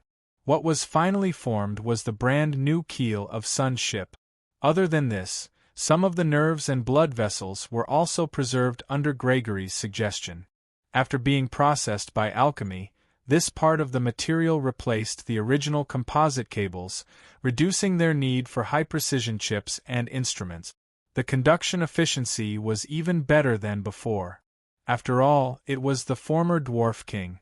Even though he had been reborn and had been demoted from his position as the ruler, his corpse still contained many amazing effects. His entire body is a treasure. Forster looked at the position of the furnace and sighed. It has been burning for 2 days, and it can still produce continuously. Isn't it a little too resistant to burning? After all, it is the skeleton of the ruler, plus the 4 crown wearers, and most of the life force of the rusty pagoda forest. It is not strange. Gregory smacked his lips, only to feel that his mouth was full of the taste of lemon. It was too sour. Who asked him to not only have good materials, but also good tools? With the pure medium of Saint Germain's alchemy fire and the secret apparatus of Helios, even a stone could be squeezed out of oil. Such a good thing, even a great master would be jealous. In the end, Huaishur only used it to make steel, make explosives, and make red bottles. He was so angry that he was about to die. It wasn't that he hadn't thought about tutoring Huaishur, but he hadn't expected that Huaishur's foundation would be so strange. As soon as he left the field of metalworking and origin substances, it was as if he didn't have any talent in other areas at all, and he had relied on his sealing hand and artificing technique to push himself up to this level. He was so biased in these 2 areas that he couldn't even begin to imagine. Just the high-level basic applications of metamorphic chemistry was enough for Gregory to get to the point of cerebral hemorrhage. In the end, he also gave up. This kind of thing really couldn't be forced. Just as the 2 of them were chatting, a roaring sound could be heard in the distance, and a scorching wind once again rose. In the stinky wind, the thick smoke in the sky stirred, combining with the water vapor and sprinkling down a grayish-black rain. When it fell to the ground, it flowed thickly. It was like asphalt, hissing and sizzling. Under the huge curtain, Foster smoked as he looked at the billowing smoke and flames behind the curtain of rain. He couldn't help but let out a long sigh as he thought about everything that they had personally created. A man-made hell and a natural hell. When these 2 things are placed together, it's almost impossible to tell which is more hellish. They're both hells. There's no difference. Gregory thought for a moment, then replied, however, we can at least choose one of them. Curry-flavored dog poop and dog-shit-flavored curry. There's not much to choose from. Forster leaned against the recliner and covered his face with his hat. I'm going to sleep for a while. Remember to wake me up for dinner. Right, what are we having for dinner? Curry? In the silence, the sound of snoring came from under the hat. In the darkness, Huaishur stood in a hot and humid greenhouse. Under the evergreen settlement, the 4 walls were inlaid with gray scale-like brick. They overlapped with each other, as if this place was already surrounded and enveloped by a giant snake. On the bricks, there were murals from the abyss, describing the endless wars, the existence of the eternal ring, the merciful and cruel mother of nature, and the great achievements of countless serpent people warriors. The temperature was too humid and hot for humans, but for the serpent people, it was quite comfortable and pleasant. Standing in it, one could vaguely hear the sound of countless eggs on the ground around them. Under the command of the shamans, the pregnant serpent people also stood quietly outside with their babies in their arms, not making any sound. According to your request, everything is ready, Sir Huaishur. The elder respectfully reported. If you have any other needs, you can let me know at any time. No need, this is enough. Huaishur looked around and did not ask for any more auxiliary mystic instruments or tributes. Originally, there should be more blood and offerings here, praying to the eternal ring and asking it to bestow a blessing to strengthen the vitality of the young serpent people. However, the blessing of the young arbiter of fate did not need to be so troublesome. As long as Huai Shi was present, it would be enough. It did not even conflict with the serpent people's transformation ritual, and could even be superimposed. Moreover, he still had the divine mark Heaven's Inquisition in his hands. Although he could not use it completely, as a medium for the mystic instrument, there was nothing more suitable for the young arbiter of fate's divinity. The only requirement was darkness. Pure darkness. Not a single ray of light. Only in this way could the shadow origin substance circulate smoothly. When Huai Shi pulled out the jade crown, the void of end automatically activated, covering the entire greenhouse. All of the light was extinguished, but unexpectedly, the darkness did not give off a sense of terror. Instead, it gave off a sense of tranquility and serenity. They couldn't help but relax. Even the elder subconsciously yawned, feeling a wave of drowsiness wash over him. He woke up with a start, only to discover that the serpent people around him had all lowered their eyes at some point. They had all fallen into a light sleep. Huai Shi slowly walked through the darkness. He took a deep breath, clasped his hands together, and struck the first note. In that moment, the ritual had already begun. Within the darkness, the echoes continued to echo. The continuous sound overlapped with each other, forming a gradually fading rhythm. When Huai Shi struck the drum a second time, a new wave of energy was poured into the rhythm, causing the dissipating echoes to resonate once more. The faint, low sounds overlapped with each other. In the end, they formed a dreamlike sound, as if an invisible spirit was playing a melody. Amidst the sound of the drum and flute, a distant, indistinct humming began to spread. Within the darkness, Huai Shi closed his eyes. He began to sing along with the melody. Autumn orchids are willowy, flowers are growing in the hall, green leaves are pure and fragrant. My wife has a beautiful child, why does she worry? Autumn orchids and thin leaves filled the courtyard, the green leaves interspersed with pure white flowers, their fragrance lingering in the air. My wife is pregnant, why does she worry? Huai Shi was singing the young arbiter of fate's chapter from the 9 songs. As the song echoed, he could sense the divinity in his soul begin to move on its own, and it began to show signs of splitting. However, this was not a collapse, but rather a natural phenomenon. It had split in two. After it broke free from his control, it began to move in the darkness, as if it was gathering into a graceful and noble silhouette. Immediately after, when countless miraculous light spots sprinkled down like rain, a low and mellow singing voice rang out from the operation of the divinity, matching Huai Shi's singing voice. It was as if the real young arbiter of fate had descended. Autumn orchids are green, green leaves are purple stems, the hall is full of beauties, but suddenly, I am the only one using orchids to refer to children and descendants. It was as if the deceased god had cast a gentle gaze from the distant past to the present, giving his blessings. Under the gaze of the distant gaze, everything was bestowed with the blessings of the young arbiter of fate. The joy of meeting and the sorrow of parting. The divinities of the great arbiter of fate and the young arbiter of fate resonated with each other, showering mercy to hell. After a long time, when the lingering sound of the song had dissipated, the tranquil darkness had also gradually dissipated. Under the faint illumination of the light, all the recipients in the greenhouse realized that the corners of their eyes were wet. They could not help but shed tears. The sound of eggshells cracking could be heard, and more hatchlings broke out of their shells.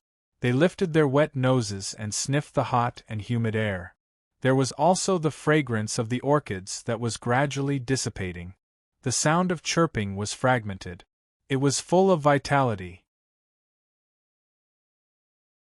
Chapter 1046.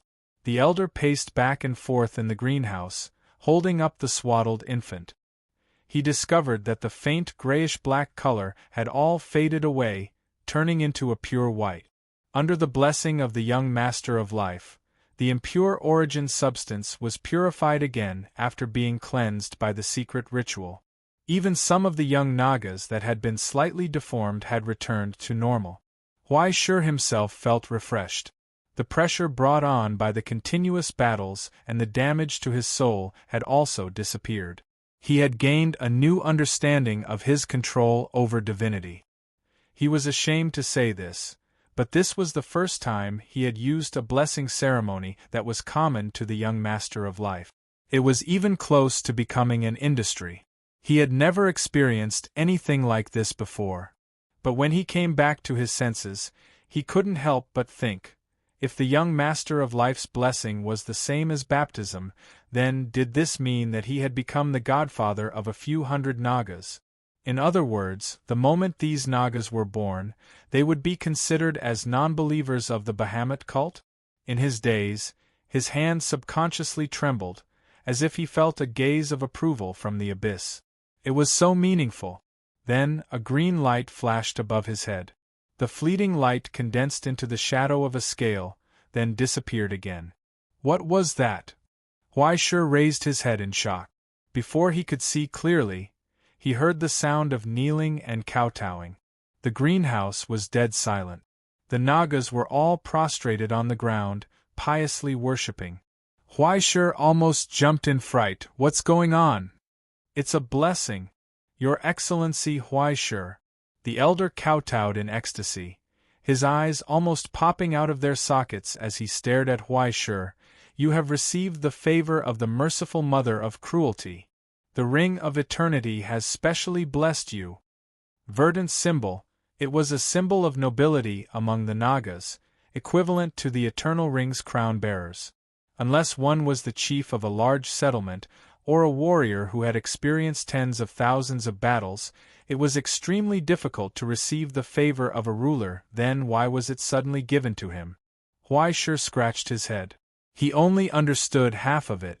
After pondering for a long time, she suddenly realized that she had been given an award for being a midwifery expert in the production team. Was that why the team had given her a certificate of merit? Was this even possible? But since the certificate had already been given, it would be embarrassing for him to reject it. It was an honorary title, and it was better than nothing. Moreover, with this employment fee, he could even get a discount. This was very good. Huai Shi left the underground greenhouse after assisting the elders in blessing and praying for the newly born Nagas. On the street outside the gate, huge lizards were growling in a low voice. Boxes and packages of various sizes were hanging on their bodies. In the settlement, everyone was hurrying to pack their things. A noisy convoy was gradually taking shape. After the transformation ritual and the blessing of the young arbiter of life, the evergreen settlement was about to embark on the long journey of migration. Under the protection of the female serpent men, all the hatchlings and young serpent men were carefully escorted to the rear of the convoy. Huai Shi's blessing had greatly reduced the pressure on their migration. After all, compared to hatchlings, eggs that had not yet hatched were the most fragile. Perhaps they would die prematurely under the bumpy journey and the drastic temperature difference. The first convoy to explore the path had already set off yesterday. In addition to the serpent men hired by Huai Shi, the next large group would also set off in the next few days. They're leaving already? Huai Shi looked at the flying dust. That's fast. In a few months, the tax collectors and legions of the fallen country will arrive. The elder said, "It will be difficult for us to bear the harsh blood tax alone." Since it was called blood tax, it was not something as gentle and bright as blood donation. Every once in a while, the legions from the fallen country would periodically sweep and patrol the areas within their reach. Depending on the situation and location, the cycle was uncertain. It could be 100 years, 10 years, or a few months. The settlements they passed only had two choices. They could either respectfully submit and pay taxes, or they could overestimate themselves and face destruction. Unless it was a harsh area that was difficult to survive, it would be difficult to escape. But even in hell, it was considered a harsh place, so there must be some terrifying thing or remnant of a disaster entrenched there. If they wanted to survive, they could only submit to the stronger ones. It was not just the withered king. The other larger and more powerful rulers also had their own territories and regular taxes. The Sea of Thunder needed a large number of slaves to work endlessly for them. The Dragon of Decay would regularly collect aberrations. The Land of Bliss was even more direct. Wherever they passed, not a single blade of grass would grow. Everything was used to satisfy the hunger of the eternal God. In comparison, the withered king was already considered a rare benevolence. He only wanted blood. More accurately, he wanted life. He wanted to offer his life to the country that represented death. Wherever the legions of the fallen country went, the calculating tax collectors would set a fixed standard for continuous collection based on the local situation. The best treatment was that they would only collect 3 out of 10 taxes. Apart from this, the most common method was to give away half of their lives. They could either join the withered king's army and offer their lives to the fallen country, forever serving it, or they could offer up blood and origin substances that represented their lives in order to satisfy the demands of the fallen country. Depending on the quality and quantity of blood offered, the lowest quality blood would be given, like the kobolds and ratmen, and the tax rate was also the heaviest. Almost every time they came, they would lose their lives. They were born quickly and collected quickly as well. They were like leaks from hell. Even the desolate rusty pagoda forest, which was located at the edge of the Abyss's territory, couldn't escape the taxes of the fallen country. The taxes here were constant, and they needed to offer up the same amount of blood. When the fallen country's army arrived, they either had to pay the same amount of blood tax, or they had to take one of the wearers with them. There would be no exceptions. If they couldn't pay up, it wasn't uncommon for the entire hell to be slaughtered. At this point, it wasn't just the Nagas that were beginning to migrate. Countless tribes had already begun to flee long before that. Huaishur couldn't be bothered to pay attention to the small fish and shrimps that he had gotten used to eating. "Do you have a place to go?" Huaishur asked. "You don't need to worry," the elder said. "We have tribes in all of the Abyss's territory. 2 tribes have already contacted me. No matter where you go, infants and pregnant women are valuable members." As he replied, the elder's expression was very calm. He didn't seem to be moved by the fact that the tribes were leaving.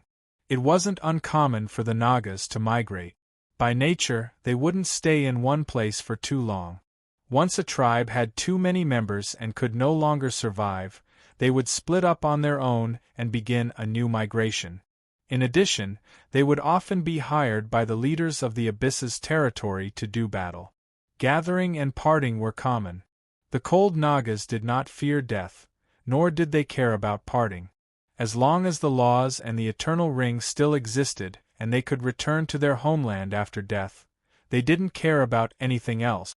Now, the original officiant had become the new leader of the Abyss's territory.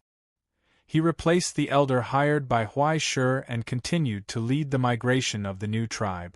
The elder would continue to serve Huaishur as the leader of the remaining undead army and white-scaled guards until the end of the war.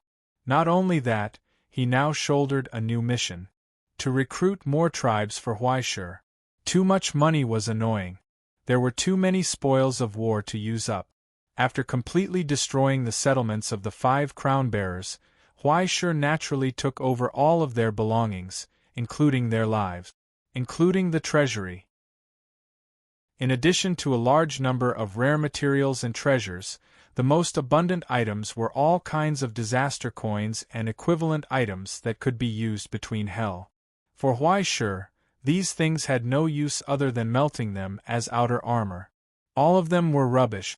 According to his plan, these things that he had no use for were actually thrown to the elders, but the amount of wealth was too exaggerated. It was so exaggerated that the elders carefully calculated, including himself, even if he sold his life 10 times, he might not be able to repay this reward. Based on her respect for Huaishur and her pride as a warrior, she proposed a new plan. Cash on the spot. Apart from a part of it being left to the Evergreen tribe as a reward, the rest of the property was used to recruit other large groups.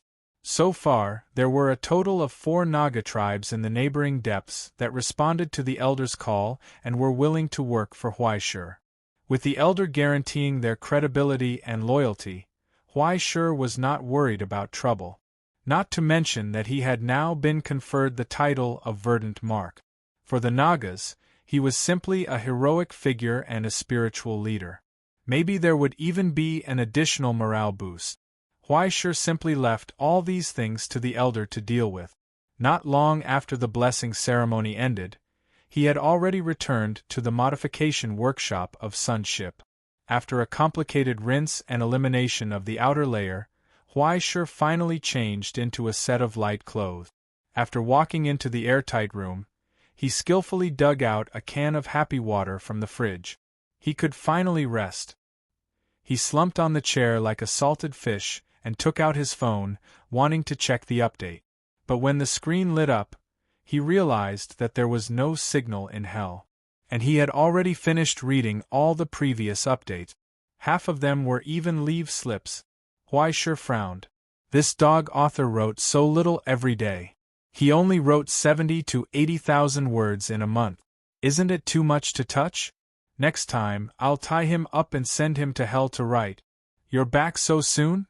In the inner workshop, Anton walked out with a stack of design drawings. He glanced at Huaishur on the sofa and paused slightly. You look a lot calmer. He asked curiously, did something good happen? Huaishur didn't understand. Is there? Yes. The old professor nodded. At least you don't look so scary anymore. Huaishur was slightly surprised. But he had nothing to say. As a hero who protected the present realm, a member of celestial genealogy waged war and massacres in hell without any scruples. He didn't even leave the enemy any way out or leeway. He killed them all, not even sparing their souls and corpses. He shook his head in self-mockery. Did he start to lose himself in power and desire and do whatever he wanted? To a certain extent, I like hell very much. Huaishur sighed softly. Maybe I have some talents that aren't very good, but I can use them without any scruples here. I don't have to worry about hurting the people I care about and want to protect, causing irreparable consequences. Perhaps this is my dark side? Even the dark side is very solemn. Professor Anton sighed. Huaishur smiled. The word solemn shouldn't be used to describe such a cruel and cold thing. If it's something that should be done, then do it. Solemnity and seriousness are better than frivolity and perfunctory. Besides, we're not here for a charity event.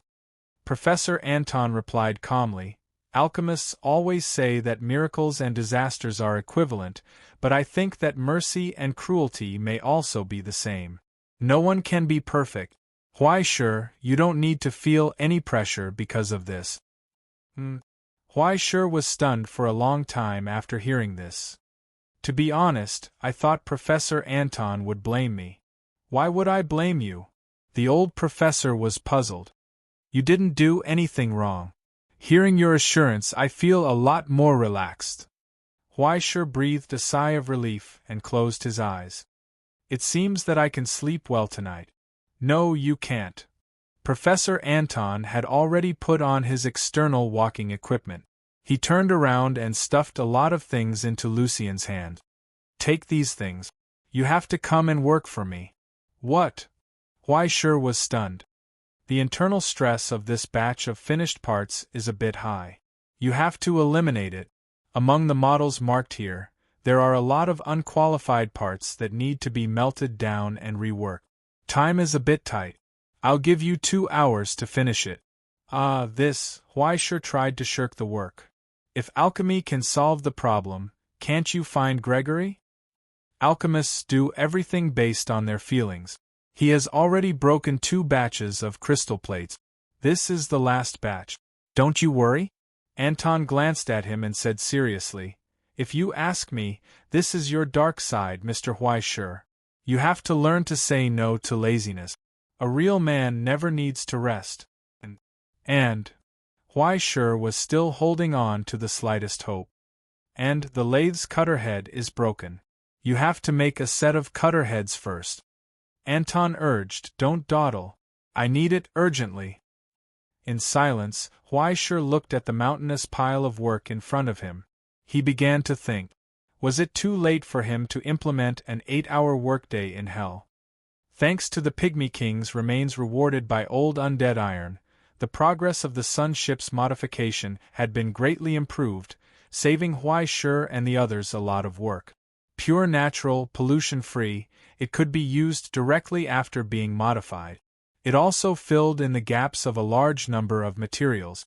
At the same time, it also gave Anton and Gregory the leeway to further display their abilities. When the sun ship was assembled again, it had become a huge monster that even the workshop could not accommodate. The huge outline supported by the Pygmy King's bones was covered with thick armor, its edges and corners were fierce. Compared to its original size, it had more than doubled. Just like a sleeping steel monster just crawling on the ground, it was like a pitch-black mountain range. And in the middle of the ship's hull, the hanging kobold was spitting out the symbol and emblem of the ivory tower bit by bit. This time, it was not only the armor that was renewed, but also the main battle weapon that was crucial to the warship was added. Under the pull of the steel cable, the pitch-black cannon body that was almost as long as the sun ship was still being slowly and carefully lifted. The 2-meter-wide cannon muzzle was enshrouded in darkness, and a jaw-dropping sense of violence assaulted them. Countless cables modified from the Pygmy King's blood vessels were wrapped around it and sank into the steel. They slowly squirmed like living creatures, gradually lighting up the alchemy array.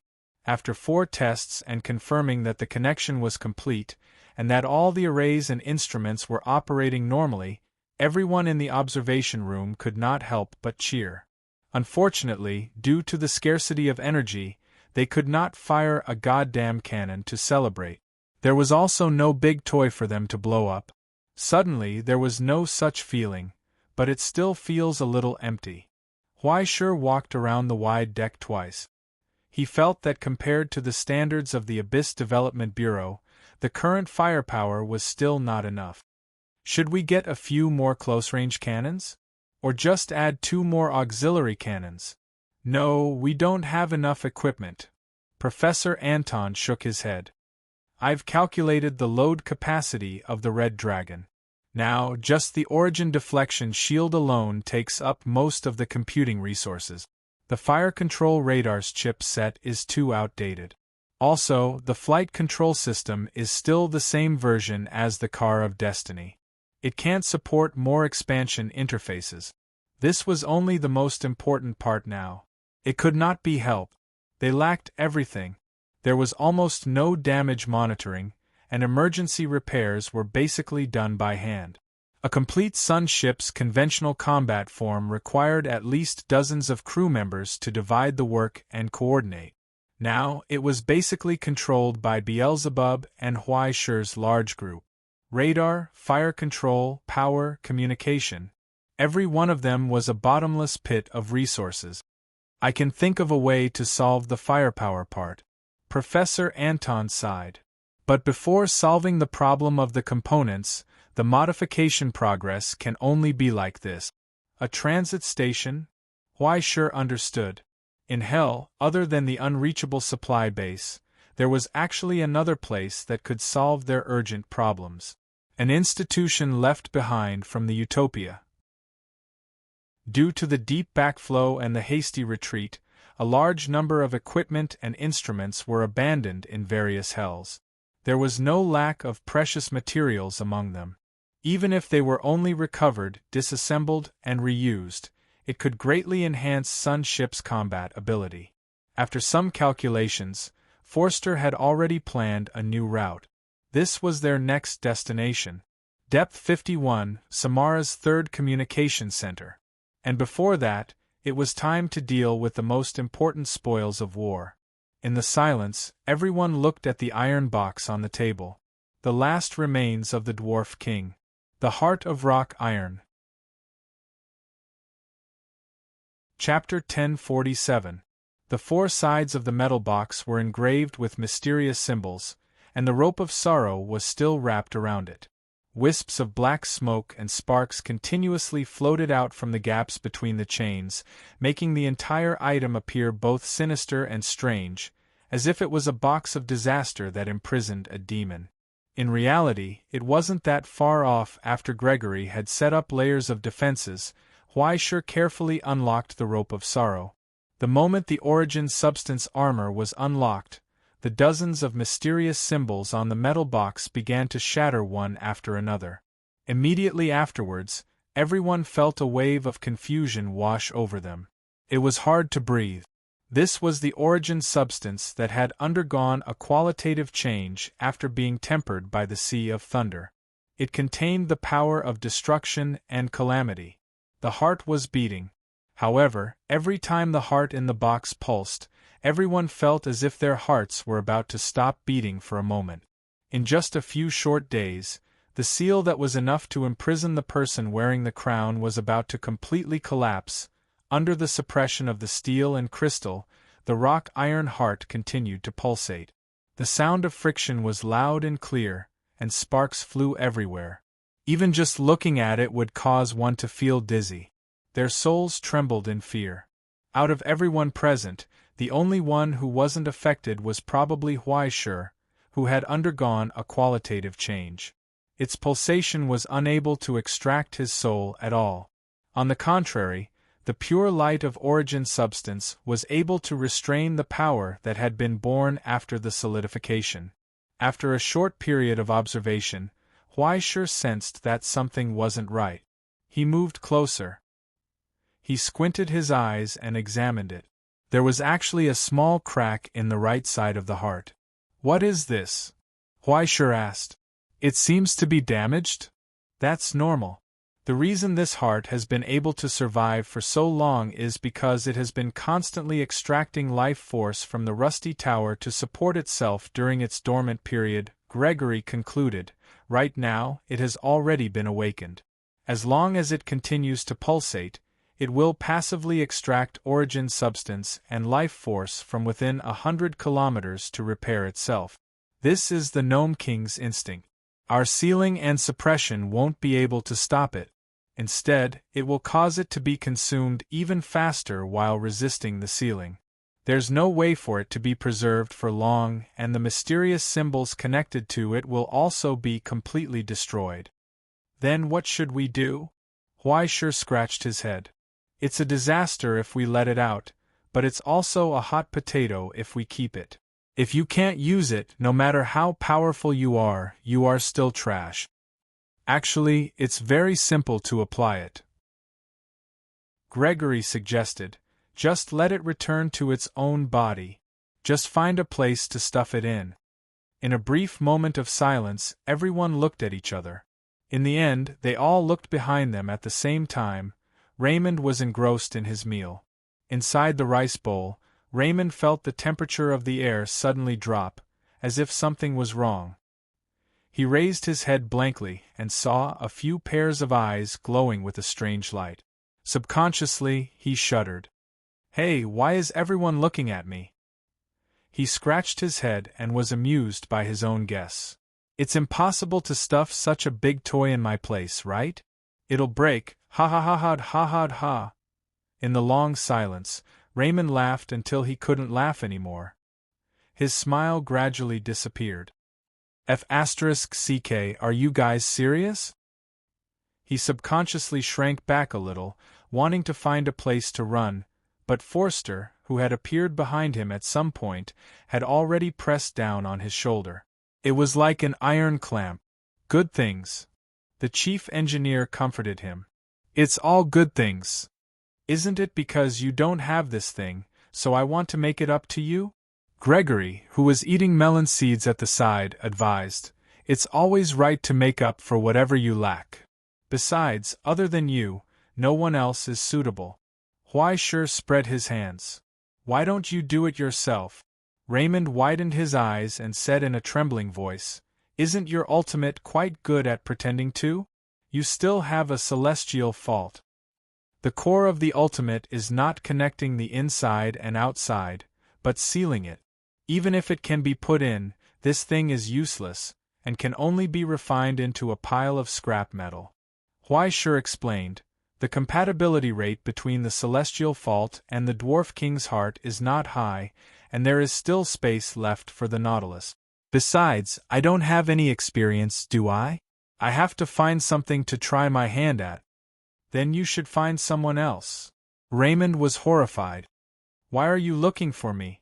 Aren't we familiar with each other? Huaishur gave a simple and honest smile. This is such a good opportunity, we can't let others take advantage of it, right? In this chilling silence, he instinctively looked at the only conscience in the team, but after Professor Anton noticed his pleading gaze, he was silent for a long time, wanting to say something but hesitating. In the end, he looked away awkwardly. He also felt that this arrangement was quite good. What about you? Raymond looked at the sun ship with his only hope. Why aren't you King saying anything? The red dragon moved back a little and pretended not to hear anything. It could not say that it was the one who suggested this from the beginning, right? You have to accept this reality. Huaishur comforted him. Think about it carefully, isn't it quite good? This was the straw that broke the camel's back. Tears finally rushed out.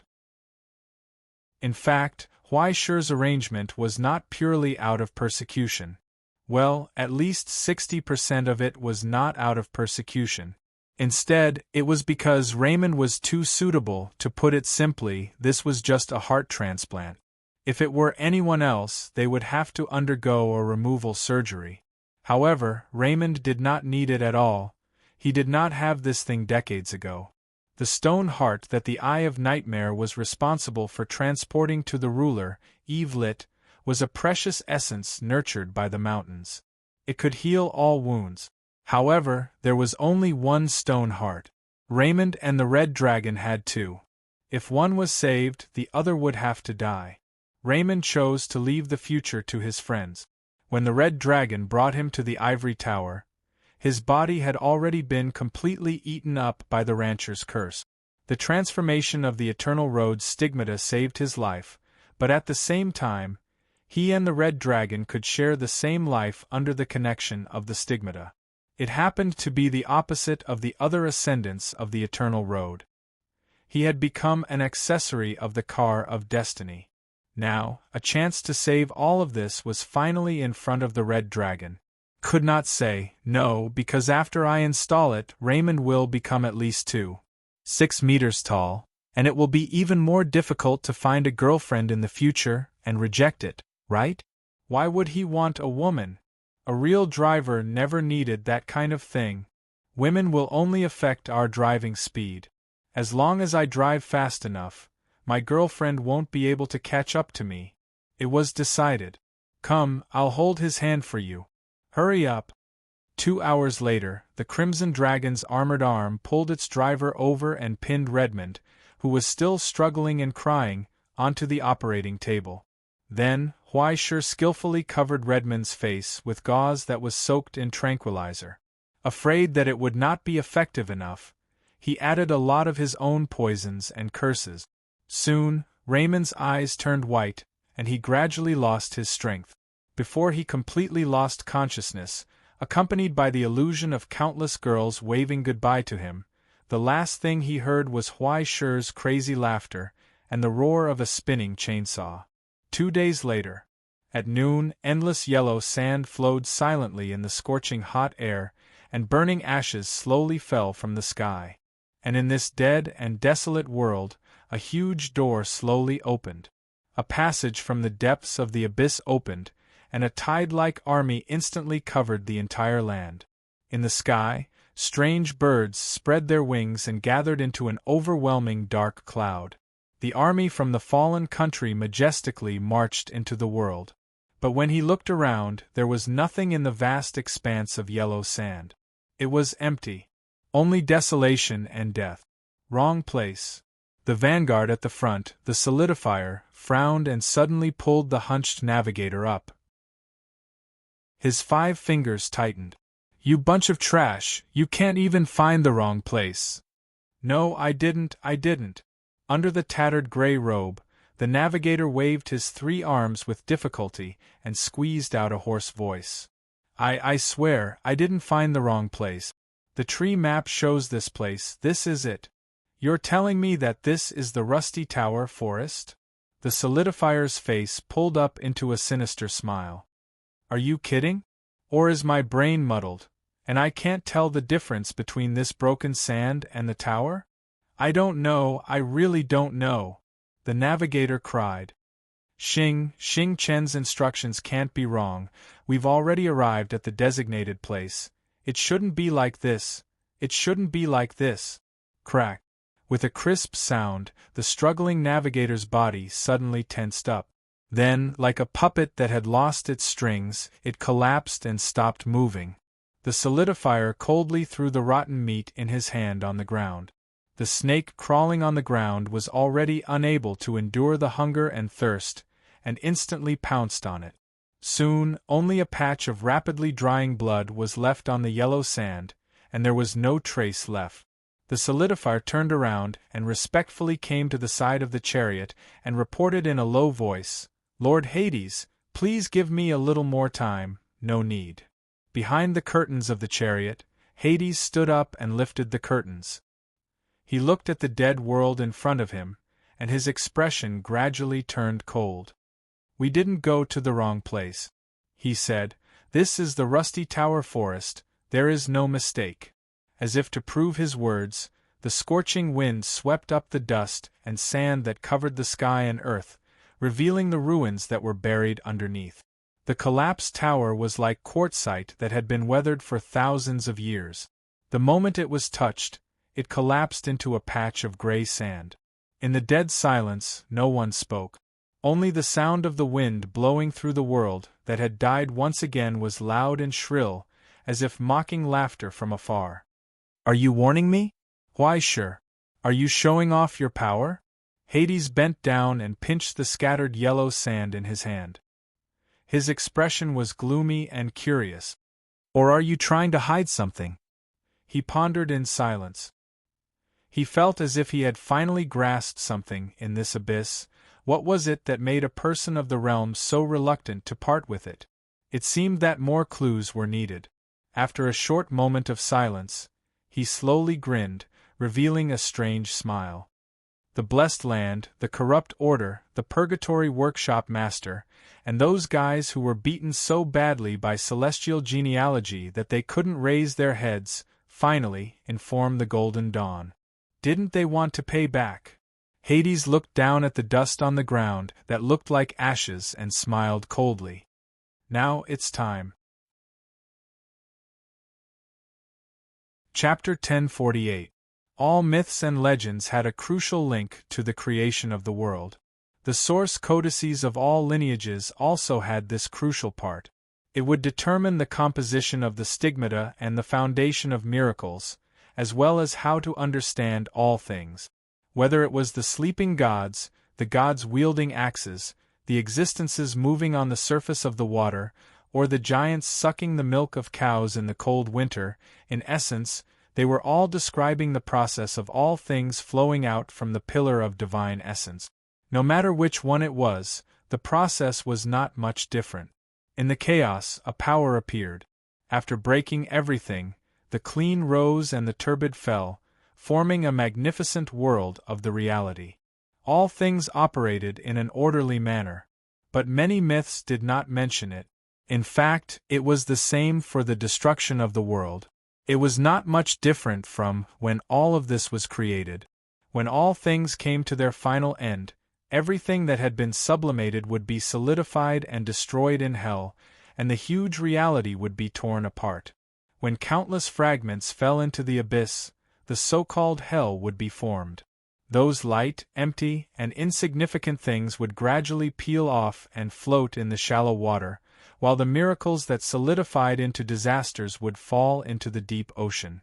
Even deeper, the purer and more glorious something was, the heavier it would be after solidifying, and the further it would fall. It was because of this that the concept of depth was formed, as well as the general division.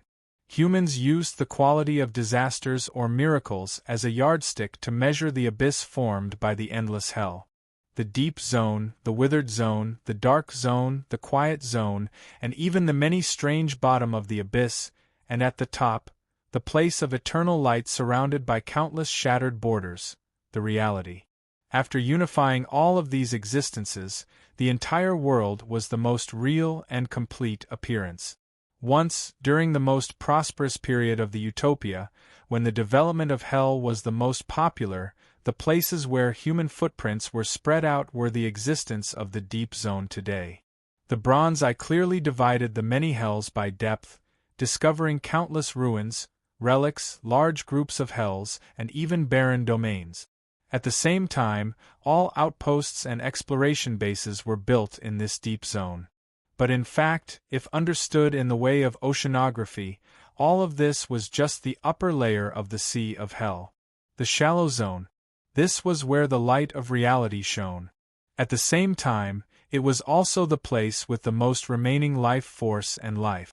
Countless large groups of life wandered, grew, killed, and died in this barren hell.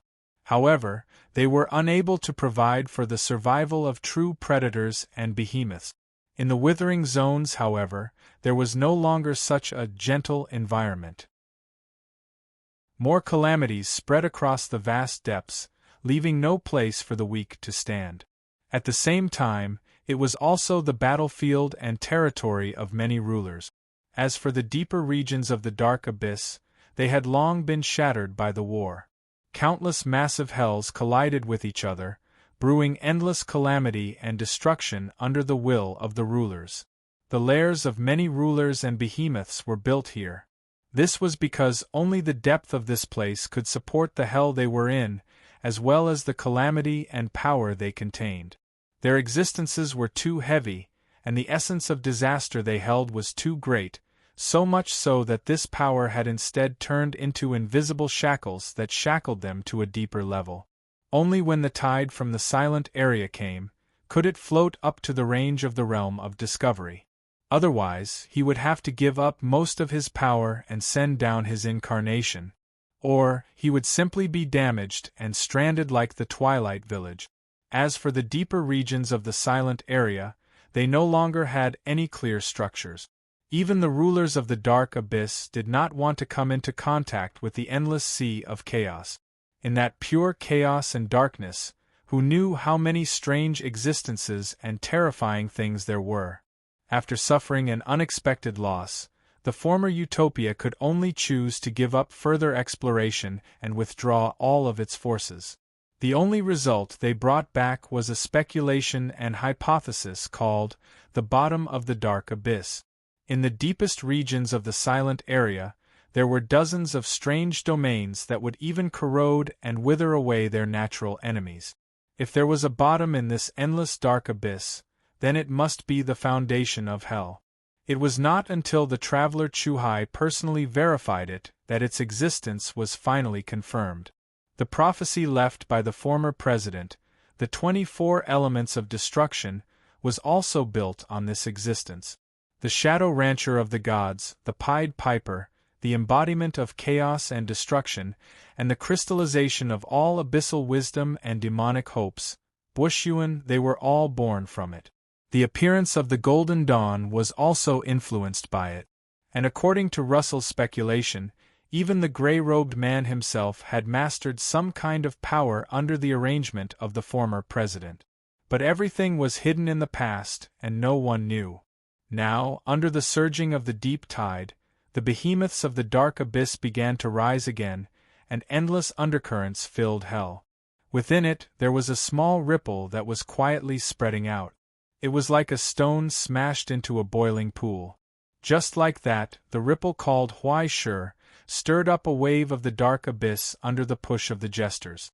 With the network formed by the jesters' truth palace as the foundation, it went down from the deep area, passed through the withered area, and even left a faint trace in the dark abyss. The dark abyss, the land of bliss. Amidst the eternal hymns and praises, the great light from God's throne shone on all things. Fanatical believers with wings on their backs gathered into a formation with no end in sight. After passing through layers of palaces, they stepped on the steps of sacrifice and walked towards the door of an audience. Above the vault of heaven, countless holy angels flew and danced, with pure smiles on their faces, sincerely praising this pure and noble faith, the only truth and essence in this world. And when the resounding bell rang like the bell before a meal, the archangel in the clouds held a bright golden scroll and descended on the ground. Countless hunting angels prostrated on the ground, respectfully receiving the decree from the great existence beside God. Under the throne, those holy spirits who listened to the teachings day and night and served the only ruler of this world, drafted the latest offering and sacrifice. So, under the gaze of tens of thousands, the archangel opened the 6th supplement of today's fixed food menu in his hand and made an impassioned announcement. The appetizer, 10,000 believers, 16 solidifiers, 1 priest, 6 large groups. 2 furnaces, fry until slightly yellow, grill with crystal charcoal, thin salt and fat should not be too much. After the first scroll was handed over, the recipient left with tears of gratitude. Then the second, the third, and the fourth. A total of 2 soups, 1 main dish, 2 side dishes. Finally, the dessert needed 1 celestial genealogy member, why sure. The archangel solemnly handed over the order in his hand to the subordinate in front of him. Don't let the Holy Lord wait too long.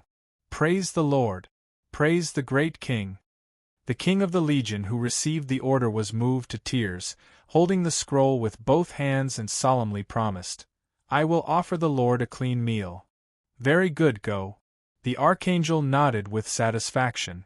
Behind them, the door of the blessed land opened with a loud bang. Then, countless hunting angels roared out, turning into a torrent and rushing in all directions. Once again, it enveloped the entire abyss.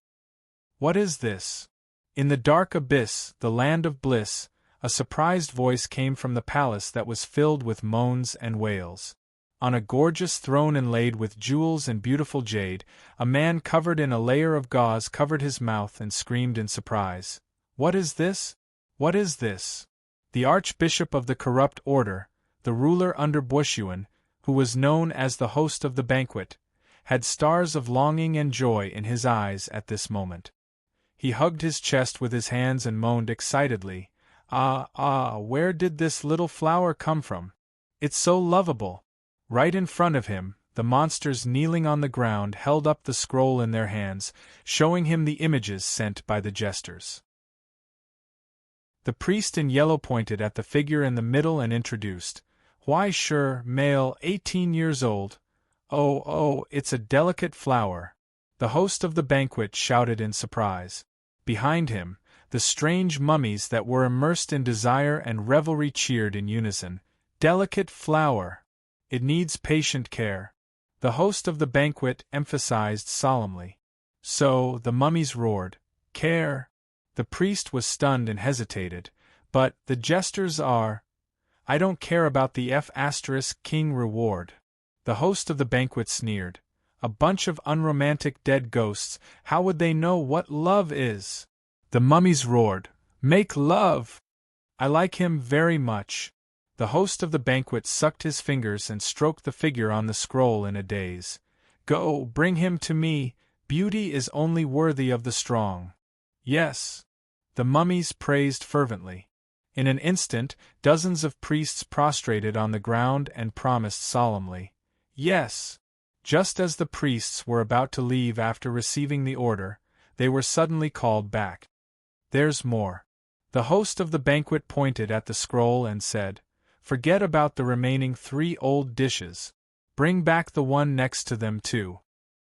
He paused for a moment and carefully studied the truck driver's sluggish face. He nodded slightly. It's a bit ugly, but it has a unique flavor. It can be used as a side dish after the big meal. The mummies raised their arms and shouted excitedly, Side dish? Soon, the door closed again.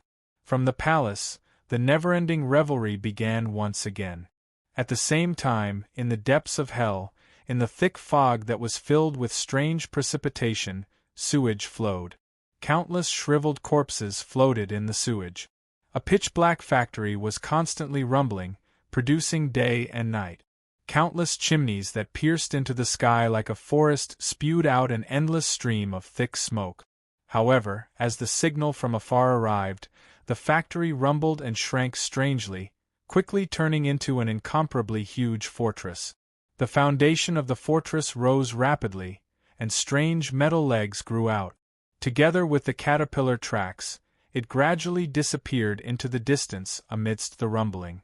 In the center of the fortress, under the symbol of the Purgatory Workshop owner, a brand new number appeared. Number 77.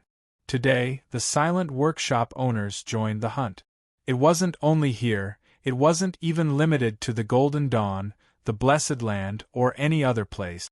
Under the push of the jesters, whether it was the wandering dwarves in the Thunder Sea, the workshop owners hidden in various parts of the dark abyss, or the survivors who had fallen apart under the ravages of celestial genealogy, at this moment, all of them looked at the boundary between the deep zone and the withering zone with malice in their hearts. An existence named Huai Shi. Deep Zone 51, Dust Wasteland. In the never-ending gray storm, the pitch-black sun ship rumbled forward, crushing the sharp stone pieces that were like thorns. Sparks flew everywhere. The rocks mixed in with the storm were like sharp blades, constantly scraping against the origin barrier.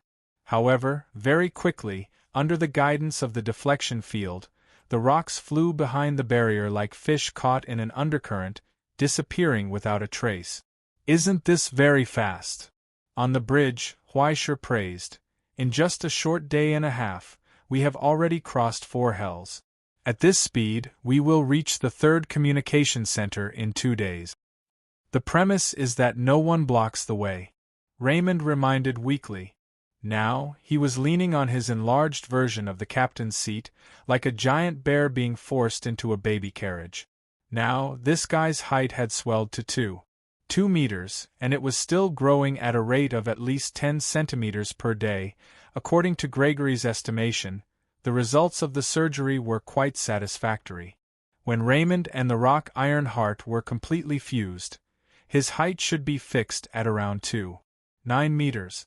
At this moment, after crying, throwing a tantrum, and hanging himself, he had already accepted reality in despair and said goodbye to his wives who had never existed and might never exist in the future. He had even entered the stage of, "Isn't this pretty good?"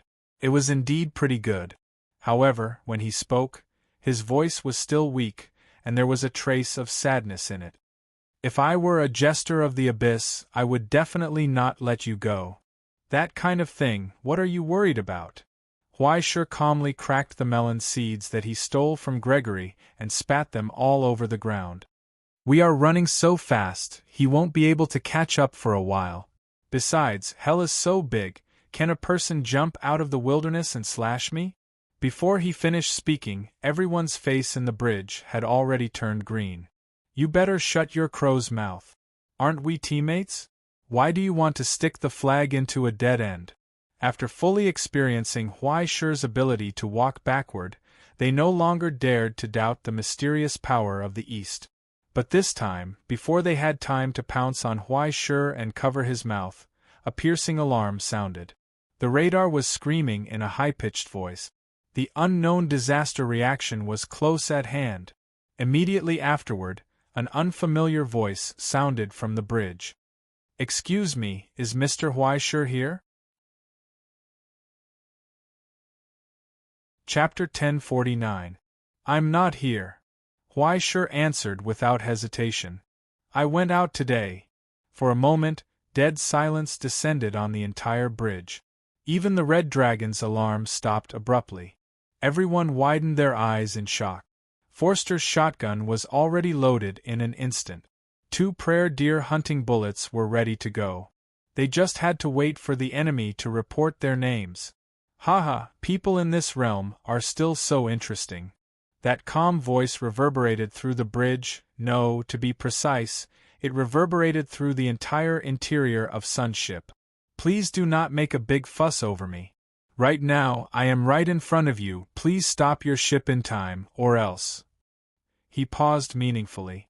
Just as their hearts were beating wildly, he suddenly said, "Or else you'll run over me." For a moment, countless question marks appeared on everyone's heads.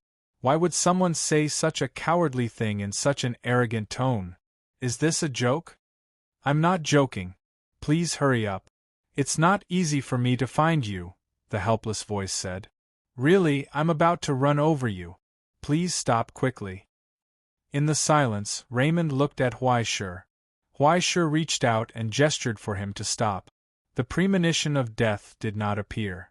In other words, either the other party was not hostile, or they really could not do anything to Huaishur. Or a combination of both. The Sun spaceship stopped abruptly. The heavy chassis created sparks on the sharp stone ridges. Soon, the sparks disappeared in the dark storm. "Now, can I trouble Mr. Huaishur to come out and meet me?" the voice said. "I know this request is unreasonable, but my legs are inconvenient. I really can't pay you a visit." "Sure, sure." Huaishur smiled kindly. His hands did not stop moving as he loaded the cursed bullets into Beelzebub's magazine one by one. He sat in place without moving. However, an afterimage rose from his shadow, forming the appearance of Huaishur. Stepping on the iron ladder, he walked into the dark storm. Countless sharp pieces of stone and sand flew towards them. In the hurricane, under the terrifying pressure that was enough to suffocate them, the outline of a barren world was faintly discernible. However, there was nothing in front of him. "I'm out." Huaishur asked, "Where are you?" The voice said awkwardly, "I'm at your feet." Huaishur was silent for a long time. He bent down and lifted his feet, but he saw nothing. "Well, you can see me if you pry open that crack." That voice said, "Please, there was a rock that fell down just now. I can't take it anymore." Huaishur's face twitched. To be on the safe side, he took out an iron shovel and dug down. With a sharp sound of friction, the person buried under the rubble was finally revealed. That was Huaishur narrowed his eyes, leaned closer, and looked carefully. A snail? It was indeed a snail. What's more, it was a rather common rust snail. It was mainly active in deep water, and could be seen almost anywhere with water. It fed on moss and had amazing endurance. More than 10 years of drought could only make it dehydrated and hibernate. But after 2 drops of water, it could jump up and down again. And, more importantly, it could be eaten. As long as it was dried, the toxicity and precipitates would be discharged along with the body fluid. The meat was quite chewy. It was ranked 4th in the hell recipes launched by Huaishur and was the most common source of meat. And the grayish-white shell could be ground into powder to make nutrient drinks for new sublimators during their recovery period. A snail was talking to him? Huaishur scratched his head. What kind of illusion was this? "Yes, that's right. It's me. I'm a snail." The voice said, "Let me introduce myself, Mr. Huaishur. My name is Odom. You may be wary of me, but after seeing this, you should dispel your doubts." Ugh! Accompanied by a muffled groan, the snail squirmed on the ground as if it was trying hard. But after squirming for a long time, it was deflated. "Sorry, can you give me some water?" Odom said. "This body has been thirsty for too long and has no strength." In the silence, Huaishur took out a bottle of water from the ultimate with trembling hands. "It's for you." "No, it's too miserable. This guy is too miserable. He couldn't take it anymore." He originally thought that such a stealthy appearance was a terrifying enemy or a hero in the abyss, but he didn't expect it to be an edible snail that was almost crushed to death. Was this hell? Wasn't it too bizarre? After drinking a bottle of water, the snail seemed to have been pumped with air as it grew. Soon, the limbs outside the shell swelled rapidly. Then, like vomiting, it spat out a piece of sticky and shiny metal from its mouth. On the front of the iron plate was the emblem of the Utopia, and on the back was the emblem of a black whale. At this moment, it was emitting the same origin substance fluctuations as the snail in front of him. To be precise, it was ridiculous that a snail could emit origin substance fluctuations. Moreover, according to the certificate, it was actually a subordinate member of the Utopia's hell. It had been granted a position and establishment, and it was an official employee unlike the cannon fodder of the undead. Now, in front of Huaishur was a black whale. In the former research institute of the Utopia, most of the members who were active in the depths were named after animals. Among them, not to mention the armed researchers, the white doves, the red deer, a merchant who wandered between hell to obtain resources for the ivory tower, and the gray stork, an agent who had disguised himself as a creature of hell to carry out secret missions in hell. And the last, the black whale, was simply the leader of a large group in hell. He was a local through and through. Let me introduce myself again. The snail said, "My name is Odom, a non-staff member who joined the Utopia 110 years ago. At the same time, I'm also your guide in the dark abyss. In your mission plan, there should be a related introduction." Huaishur was stunned. Plan? That kind of thing was gone the moment they walked out of the emergence realm, let alone apply it. All this time, he had completely forgotten that he had a guide in hell. He rummaged through the end for a long time and finally found Odom's name in the guide section at the end. But the specific situation was not written at all. Russell only said that it would contact him when he reached the place. But he was already 20 depths away from the original meeting point. How could it come to him? Wasn't this tracking ability a little too terrifying? "Nice to meet you." Huaishur subconsciously reached out to shake hands, only to realize that the other party did not have such a thing. In short, after repeated verification, he could be considered to have come into contact with suspicion and vigilance for the time being. Since it was an ally, it was naturally very good. There was good wine when a friend came. "Please come in, please come in." Huaishur stepped aside and led the way. But Odom stood in place, motionless. After a short and awkward silence, the snail whispered, "I'm sorry, I can't walk. Can I trouble you to give me a hand?" 10 minutes later, on the table on the bridge, Odom chewed on the vegetable leaves that Huaishur brought over, and the two drooping eyes finally regained a little bit of life. "Oh, I'm starving. This body has been hibernating for decades and is about to die. Anyway, thank you very much." Odom let out a carefree voice. "But it's really good to see everyone safe and sound again.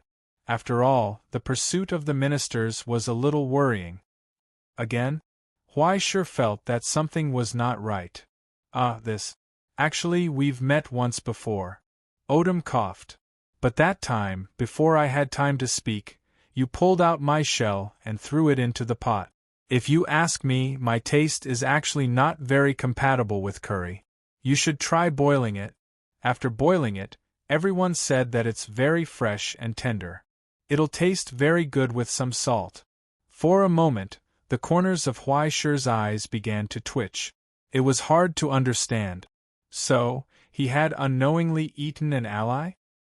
Please don't mind it. If you want to survive in hell, you have to have a little specialty, Odom explained. To put it simply, you can treat all the rust snails as an extension of my senses. As the leader of the swarm, I have to have some special skills. Let's skip over these trivial matters. I came here in a hurry because I have something important to inform everyone. The snail paused for a moment, thought carefully, calmly analyzed, and finally said straightforwardly, "You're in big trouble." As a non-staff member of the Republic in Hell, Odom's days were actually quite leisurely. Although he was the leader of a large group, the rust snail was too harmless. The Republic did not have any expectations for his combat ability.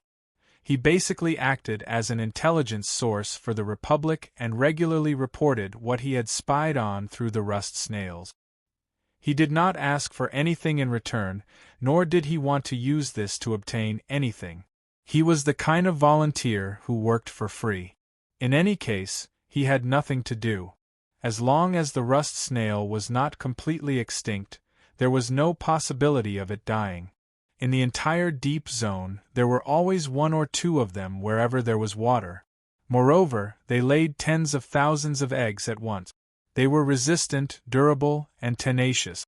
Although they were so small that almost no one cared about them, and they most often appeared in pots and dining tables, their tenacious vitality still continued.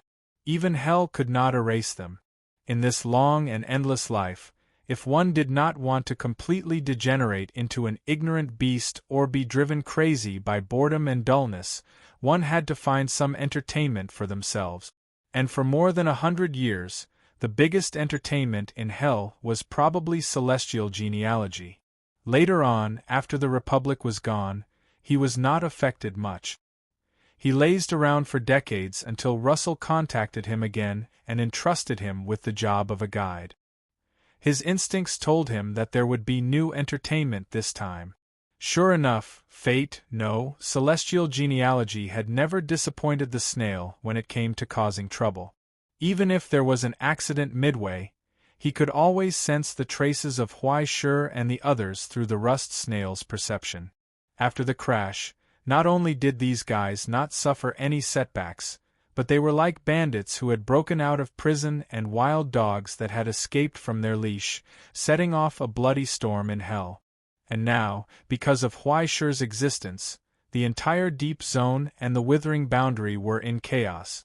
Well, although it had always been chaotic, this time, there was finally order amidst the chaos. At the critical juncture of the impending War of the Worlds, a new storm was brewing once again. Relying on the enmity with the old seniors, as well as Huai Shi's own actions, the destruction of the Republic, the Blessed Land, the corrupt order, the Sea of Lightning, the Infernal Workshop Master, the Human Exhibition Bureau, the Hunting Group, the Children of Apocalypse, the solidifiers that wandered between the various hells. In total, there were more than 16 organizations, more than 30 crowns, 70 to 80 legions, hundreds of large groups, and all kinds of messy characters began to rapidly appear, approaching this area at an unprecedented speed. There were only 3 things that everyone wanted to do here. Huai Shi, and it was still Huai Shi. The last time I saw someone get messed up like this, it was Chuhai before he became a natural enemy. Speaking of this, Odom could not help but be overjoyed.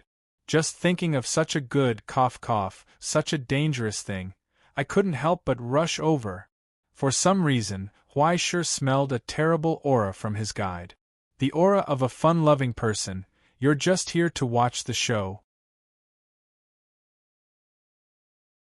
Chapter 1050. After a long period of experience, Huai Shi had concluded an objective pattern. All the former members of the Utopia were more or less seriously ill. Not to mention the seniors who had already passed away, those who were left behind were either a little or a lot of them. And the problem was huge. None of them were normal, including the non-staff member in front of him. When he mentioned that there was a show to watch, his eyes almost shone.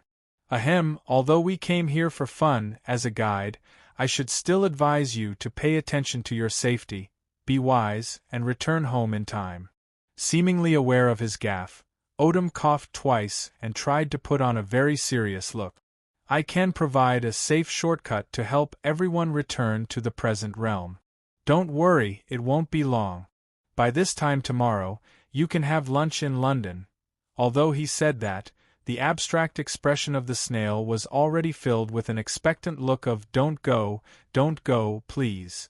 As a poor, weak, and helpless snail, Odom had fallen into a difficult struggle. On one hand was fun, and on the other hand was duty. The snail was really unable to choose. In the silence, he peeked at everyone's expressions. And everyone was also looking at Huai Shi. It was time to make a choice. But Huai Shi did not speak. Just silence. He suppressed the urge to sigh. Sometimes he would hate himself for becoming a tool, but sometimes he could not help but want to become a carefree tool again. At least he did not have to face the consequences of his choice. If this was a game, he would have rolled up his sleeves and ked his mother. But this was not something as trivial as a game. If they lost a team battle, everyone would restart at the resurrection point, and they would only lose a little money. But in this place, which was 50 depths away from the present realm, once they lost, there would be no room for redemption.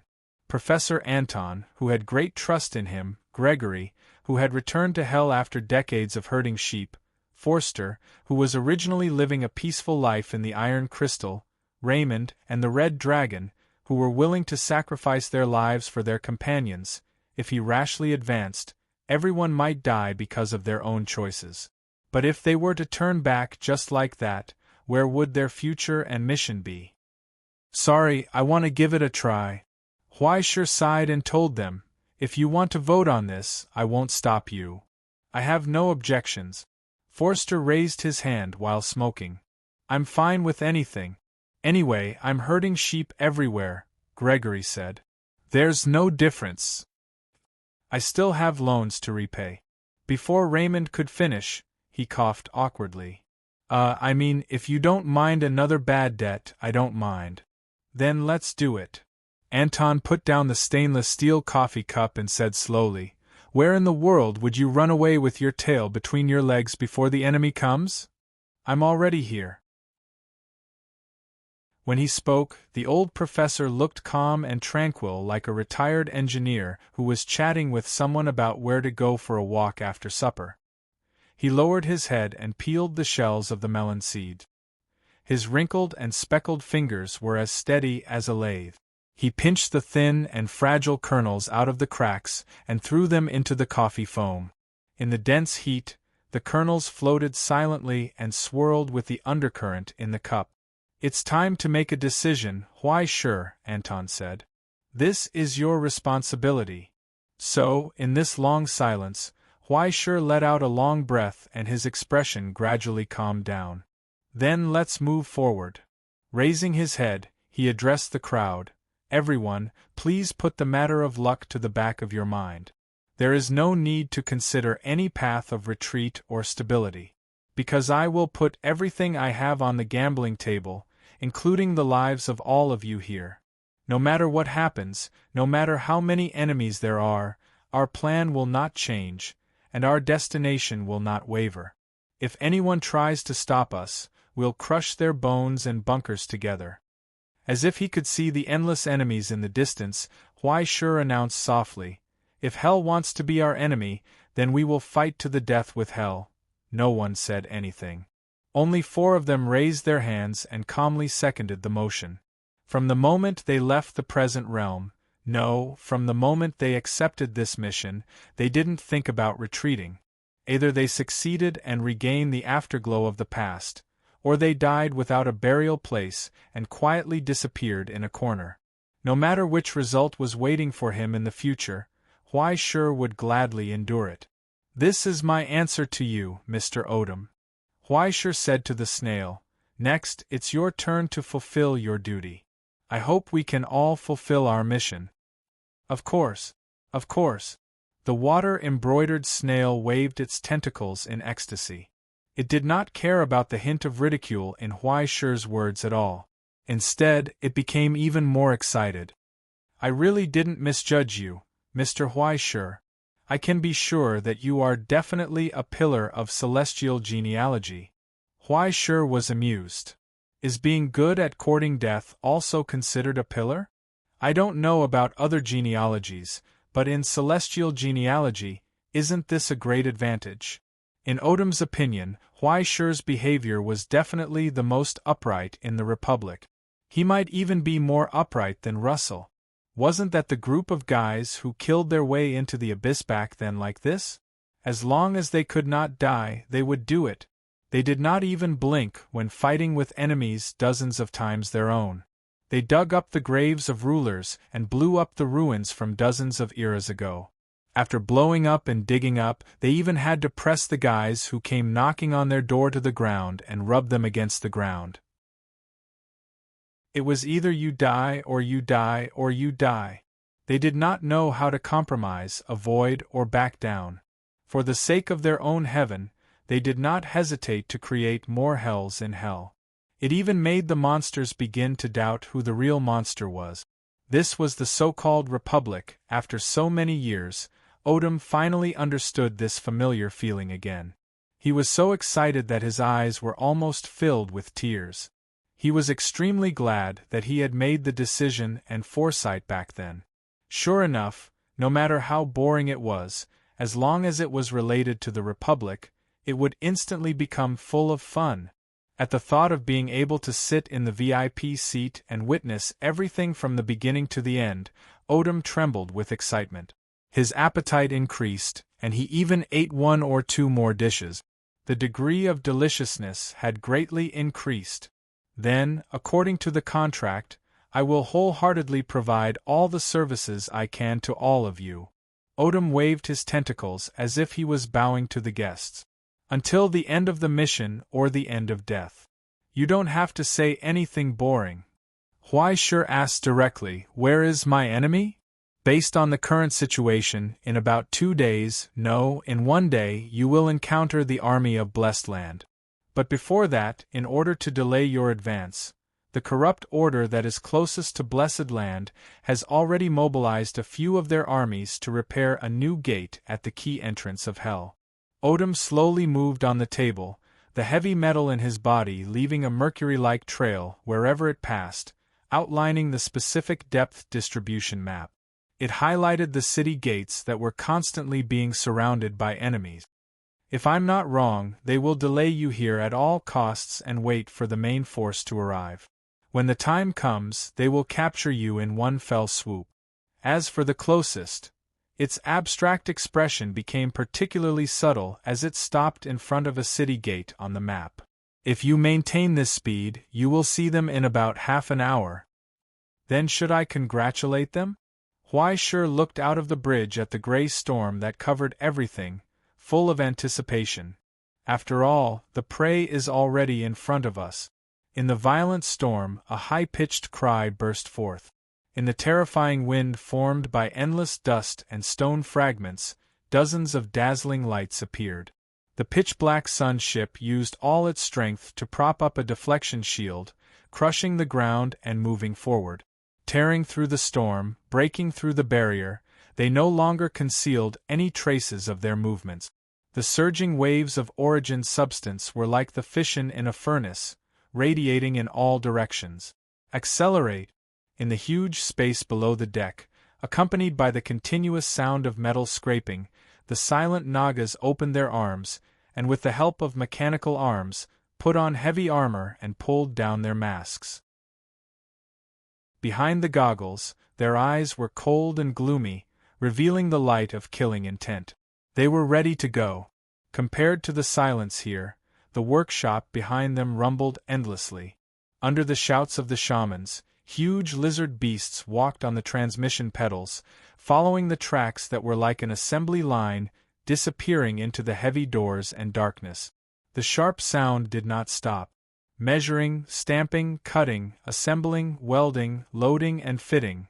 In a short 3 minutes, the heavy steel that ordinary bodies could not bear covered their bodies. They were armed from the tail to the tip of the claws, and even the back with exaggerated heavy cannons. The armor formed by the cursed crystal alloy covered every inch of their skin, and the secret instrument from the primordial curse stimulated the most violent bestial nature, causing them to spit out blazing white mist from their mouths and noses. They felt unprecedented hunger and excitement, and they did not fear injury or death. The shamans walked between the arrays, waving the poisonous branches in their hands, loudly singing praises of the eternal ring, and sprinkling the blessed dew. In a short 15 minutes, the sun ship that advanced at full speed had already crossed the hell in front of them, breaking through the eternal storm. In the rumbling sound, the earth trembled.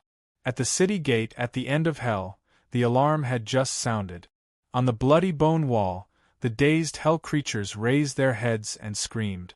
The slave workers who were building the wall under the whip froze in place, not even noticing the loosening of the suspension ropes and the pressure of the boulders. Soon, the sound of a bugle horn rang out. The smooth flow continued to cover the city wall, causing the gloomy white bone wall to shine brighter than gold and iron. Not only that, but cold light pillars rose from the ground like a cage, blocking the path in the air. When the boiling molten iron poured on the huge door that was dozens of meters tall, the final path was completely sealed. More and more boulders were piled up behind the door, desperately reinforcing the tortoise shell. They did not expect any achievements, nor did they intend to obtain any gains in the war. The group leaders guarding here made the wisest choice the moment they saw the sun ship. Send the message! Send the message immediately! The ghoul warlord turned his head and roared at the shaman. Tell them that the people who appeared are here. There was no need to fight. As long as they sent a message, there would be 6 legions supporting them at any time. Moreover, there would be a reward from the Holy Lord later. How could there be such a good thing in the world? The warlord rubbed his hands in ecstasy. This was a big win. This scale is a bit of a loss. On the bow deck of the sun ship, Huaishir looked into the distance, estimating the number of enemies in the city, and sighing regretfully. It was not worth it. Behind him, the venerable elder knelt on one knee and solemnly swore, "Before sunset, I will take this place for you." Huaishir smiled and waved his hand slightly. "No need to be nervous, venerable elder. The sun will not set here today, just do as you please. But before that," he paused and softly said, "let us light up the sun first." Following his words, the sun ship roared loudly, and a huge power burst out from the furnace of the engine, pushing the steel structure to slowly move. Sparks shot out from the joints of the steel. On the hull of the ship, the scalp-numbing cannon slowly lifted up and aimed at the city pass in the distance.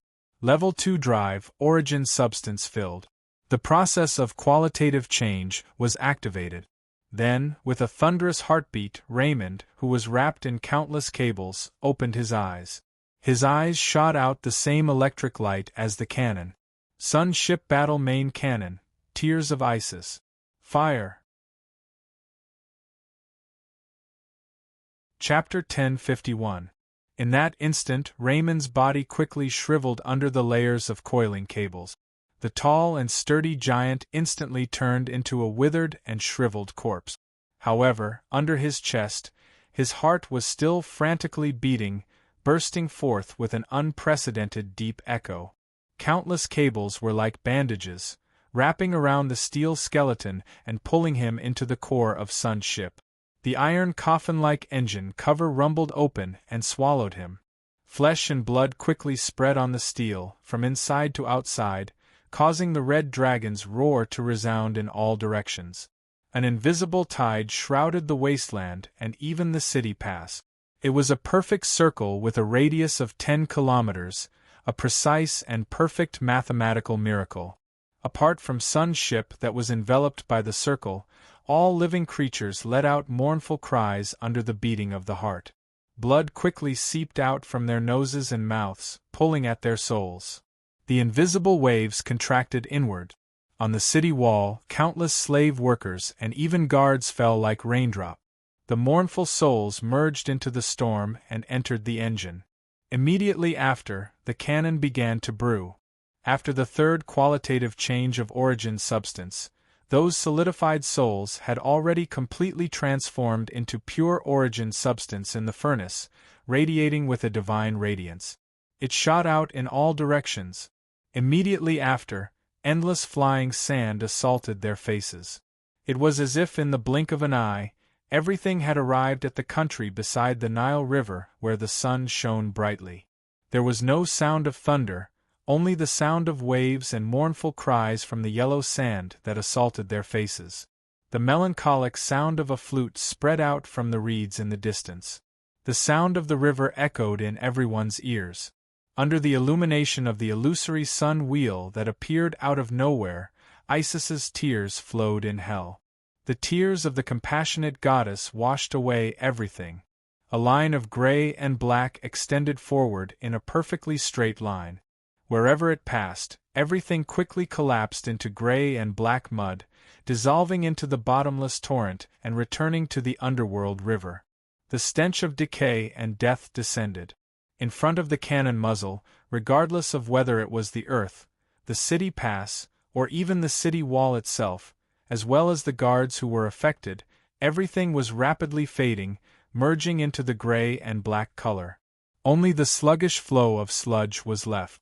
Skeletons and aquatic plants emerged from the mud. In the past, when Aulus's fell, Isis's tears turned into a torrent. The merciful river revealed its ferocity and covered the entire Upper and Lower Egypt, taking away countless lives to accompany her husband. At this moment, with Sun's ship as the fulcrum, the miracles of the past welcomed the reappearance of the miracles once again. Even if the power of this was less than a tenth of the true miracles, it was still enough to break through all the fortified cities and wreak havoc. Accompanied by the rumbling of the collapse, the city wall shook violently.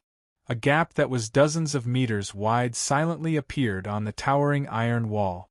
Below the gap, only mud was slowly flowing. The water of the Nether River rippled again.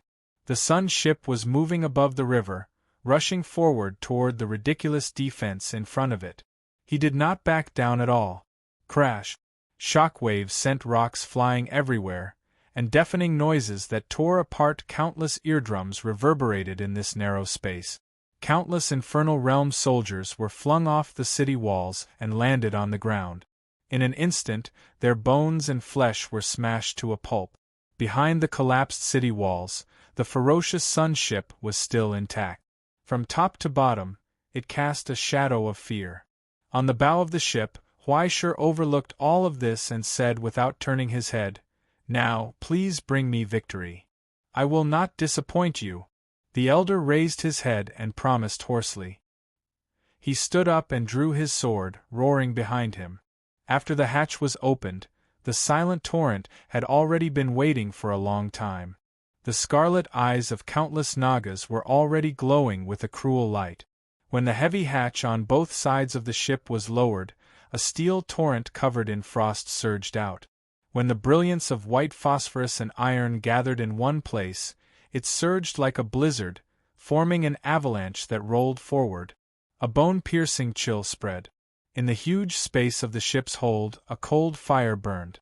Dozens of shamans surrounded the fire and fervently chanted praises. They tossed the corpses of their enemies into the fire in exchange for the Eternal Ring's favor. Soon, the favor from the deepest depths of Infernal Realm descended on the blades of the descendants, causing streaks of blood to quickly condense into crimson snowflakes. They soared into the air and quickly fell back down. The severe cold that could freeze an ordinary person to death in an instant did not kill the Nagas. Instead, it allowed their cold blood to burn without restraint, preventing their bodies from turning into charcoal.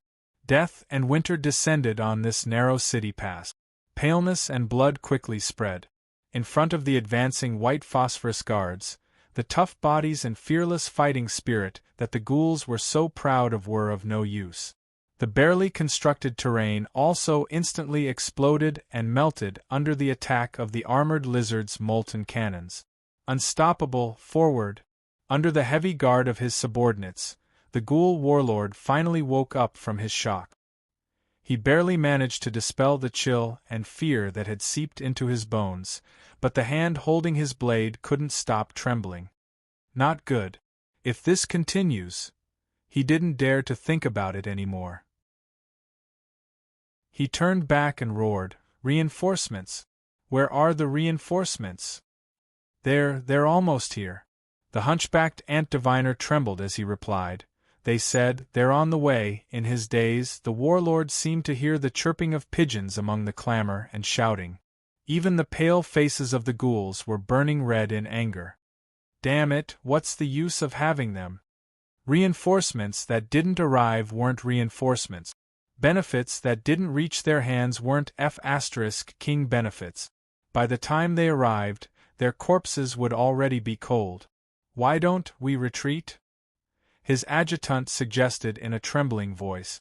But before he could finish, the warlord suddenly turned back and stared at him with his scarlet eyes. It was only when that face began to twitch in fear that the warlord coldly said, We're lacking a supervisor in front. You go." The adjutant didn't dare to disobey. He raised his sword and charged forward with reinforcements, never to return. For a moment, the tent fell into a deathly silence. No one dared to speak. No one dared to speak of retreat or surrender.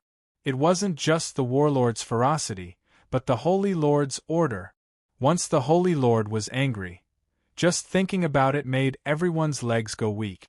But in this silence, the loud noise in the distance became clearer and clearer. Accompanied by a low muffled sound, a blazing wave of air tore the tent apart and rolled up the torn leather. When the warlord looked up in shock, he heard a hoarse roar from afar. The venerable elder at the front had already broken into the innermost layer of the city pass with his men. This distance was completely within reach, and at that moment the venerable elder also saw him. Behind the broken helmet, the scaly face curled up the corners of his mouth and smiled crazily. "Kakarona!" she shouted hoarsely. "Can you still keep up?" "Yes." The burly Naga panted and raised his large shield to block the javelin that whistled towards her. The venerable elder asked, "How many of us are left?" Kakarona turned back and hurriedly counted the personal guards behind him.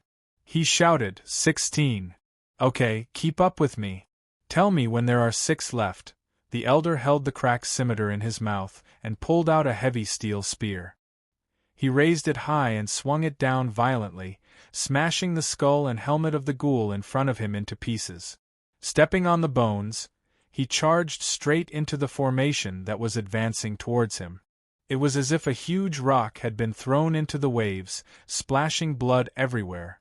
With the enhancement of the armor and the mystic instrument, the curved steel spear swept across and violently defeated those who dared to stop her.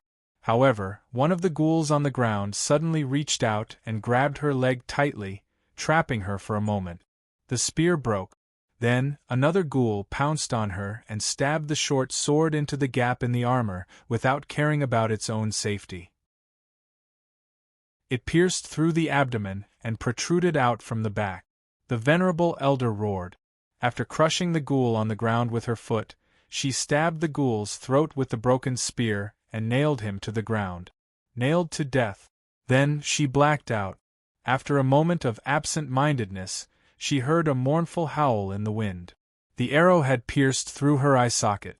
"Bastard, come and fight with me!"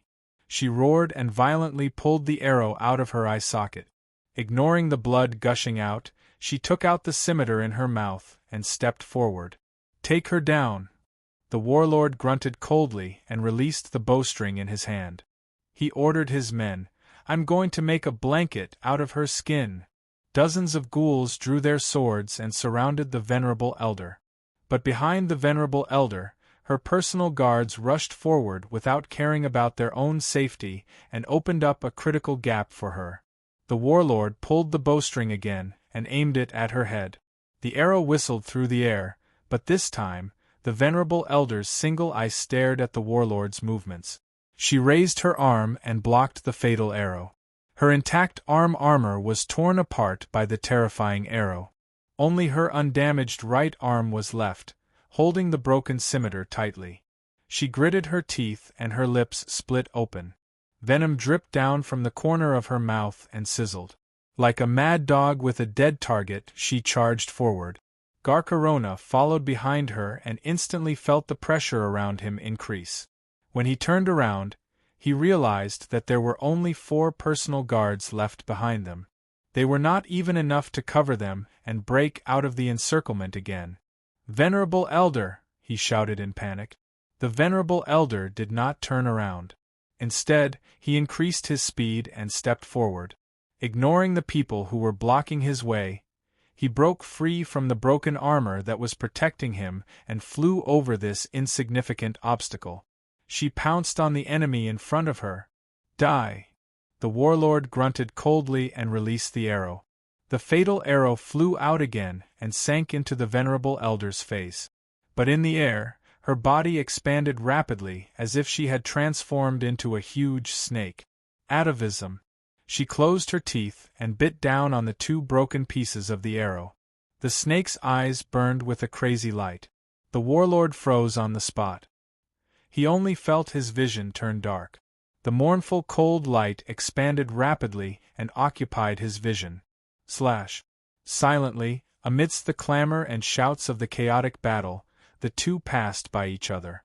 The venerable elder rolled on the ground and staggered as she tried to prop herself up. She opened her mouth and violently vomited broken organs and blood. As for the ghoul warlord, he fell on his back, blood spurting out from his neck. A head rolled on the ground. The frightened face was still staring blankly, trying to see what had happened. But in the spinning world, the last thing he saw was the venerable elder's snake eyes.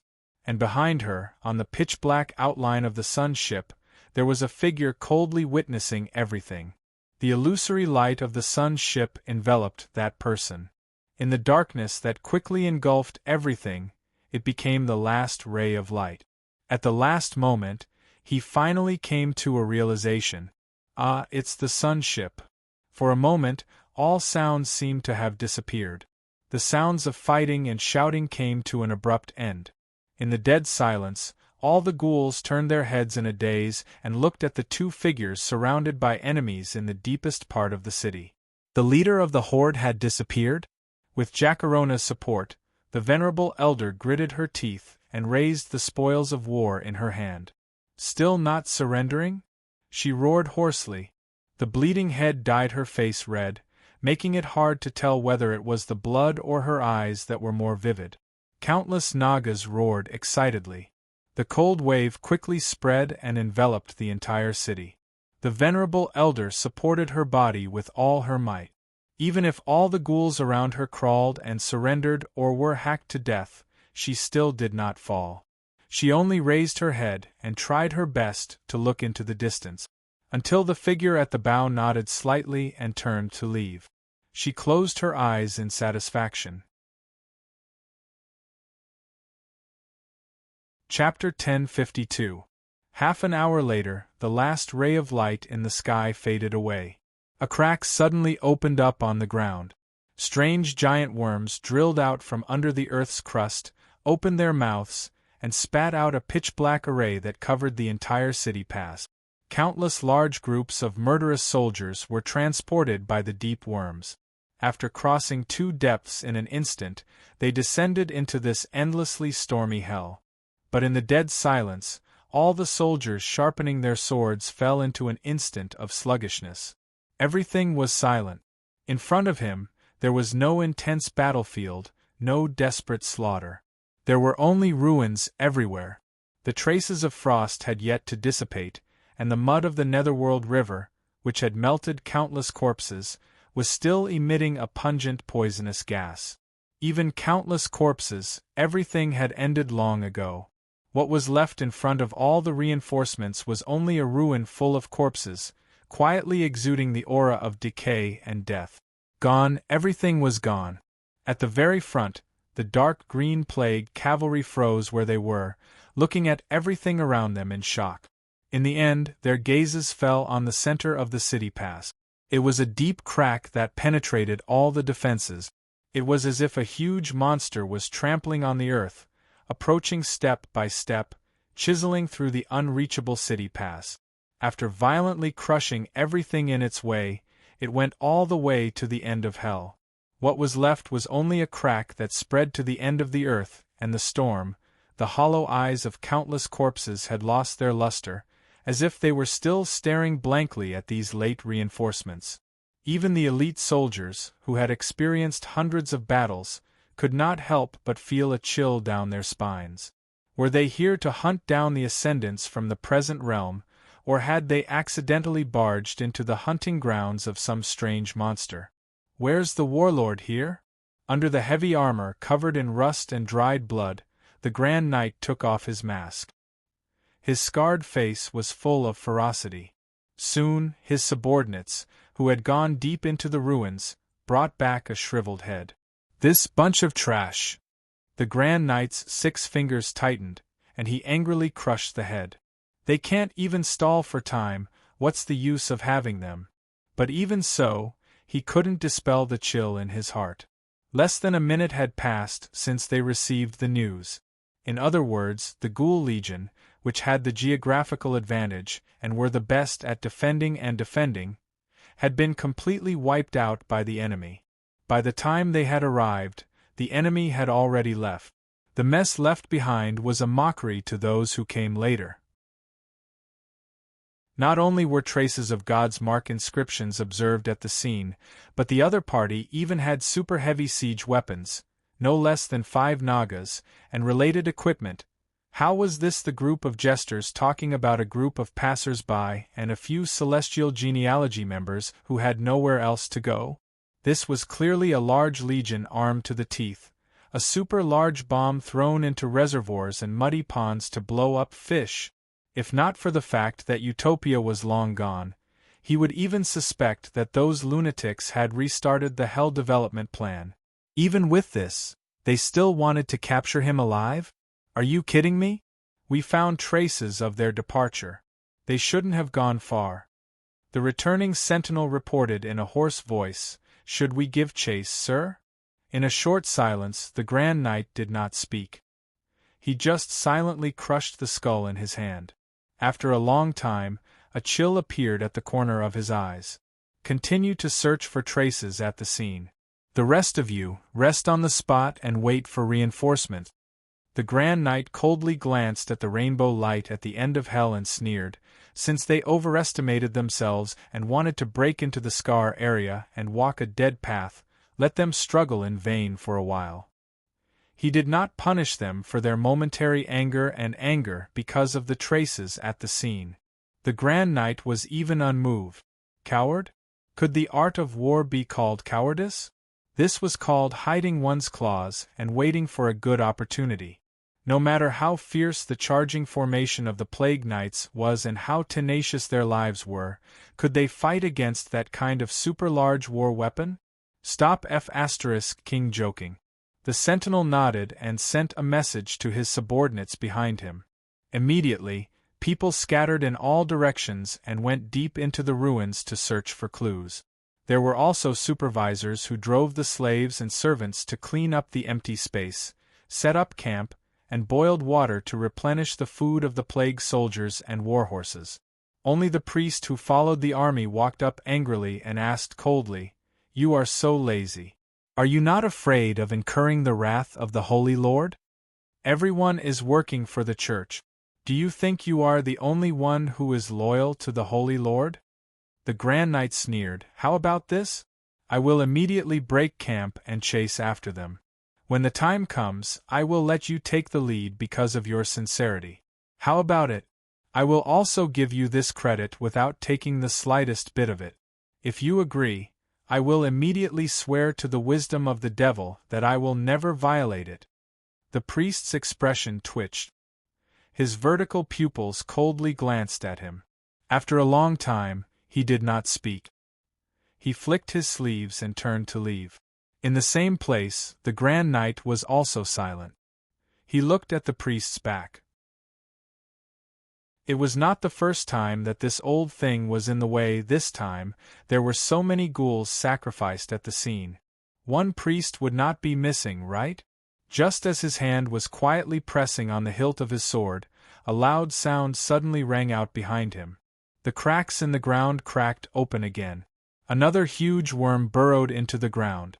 Its huge mouth opened, and huge spiders covered in skeletal armor walked out under the control of a withered hand. On their gray skin, the blood-colored inscriptions bestowed by the Holy Lord were emitting a dark purple light. The strange fluctuations of the secret ritual shrouded their gray robes. After receiving the signal from the Plague Army, in less than half an hour, another Spider Spirit army that was originally sent to the War of Worlds changed direction and was sent here. Moreover, all of them were priests blessed by Bushuan. They were also equipped with giant white wind cannons and mutated behemoths that were dozens of meters tall. The importance that the banquet host attached to this matter was obvious. The Grand Knight's hand loosened the hilt of his sword and urged his horse to meet them. He had just taken 2 steps when he suddenly felt his mount sway. It was as if he had stepped on a crack in a stone, and he staggered. But when he lowered his head, he saw that the ground was slowly cracking open. Dust was jumping. Not far away, the huge worm began to twitch violently. It seemed that it could not wait to spit out the behemoths in its mouth, and wanted to shrink back into the earth's crust. Then, golden sand floated down from the sky and landed under the Grand Knight's helmet. The wind blew the sound of tides in the distance, bringing with it the smell of mud and decay. "What is that?" The Grand Knight looked up in shock, but he heard thunder bursting out from the ground again. It came from the distance, and at the end of his sight, there seemed to be a mountain range pushing forward. A huge black shadow slowly rose, revealing a ferocious silhouette. "Holy! Holy! Holy!" Amidst the fanatical shouts and praises of countless kobolds, Sun's ship returned from the end of hell. Its sharp armor was covered in scarlet blood. It crushed the ground as if it was moving on the sea. The heavy bow of the ship opened up the ground and squeezed the soil, causing rough bulges and waves to appear on the ground. At the very front of the ship, iron chains were stretched taut. Under the violent whipping of the kobolds, the ghoul captives covered in wounds foamed at the mouth. They did not dare to slack off in the slightest as they exerted all their strength to pull on the chains and madly charged forward. It was unknown whether they were trying to pull Sun's ship forward or if they were afraid that they would be swept under the bow of the ship and crushed to pieces like the other ghouls. Ah, the day of destruction is coming. The day of destruction is coming. Bow down to Bahamut. The scorching sun rises from the abyss. Following judgment and destruction, we will live forever in death. Accompanied by the loud rumbling of the ship's advance, countless fanatical shouts and hoarse chants sounded. At the bow of the ship, at the very front, Huaishur looked at the number of reinforcements and waved his hand behind him. Then, a fierce light appeared on the horizon. The trajectory correction was complete. The origin substance lock was complete. Super long-range attack. Isis's tear, fire. Under the rumbling of the ironstone heart, the overflowing flood swept through the void and gushed out. In an instant it crossed hundreds of kilometers and descended on the ruins. The overflowing flood of the Nile River plowed through the earth along with the silt, forming a sharp angle with the original traces of the cannons. The deep worm was instantly cut in half. The massive skeletal spider and the white wind cannon, which had not been able to support it, were swallowed up by the silt and wailed as they were corroded and dissolved.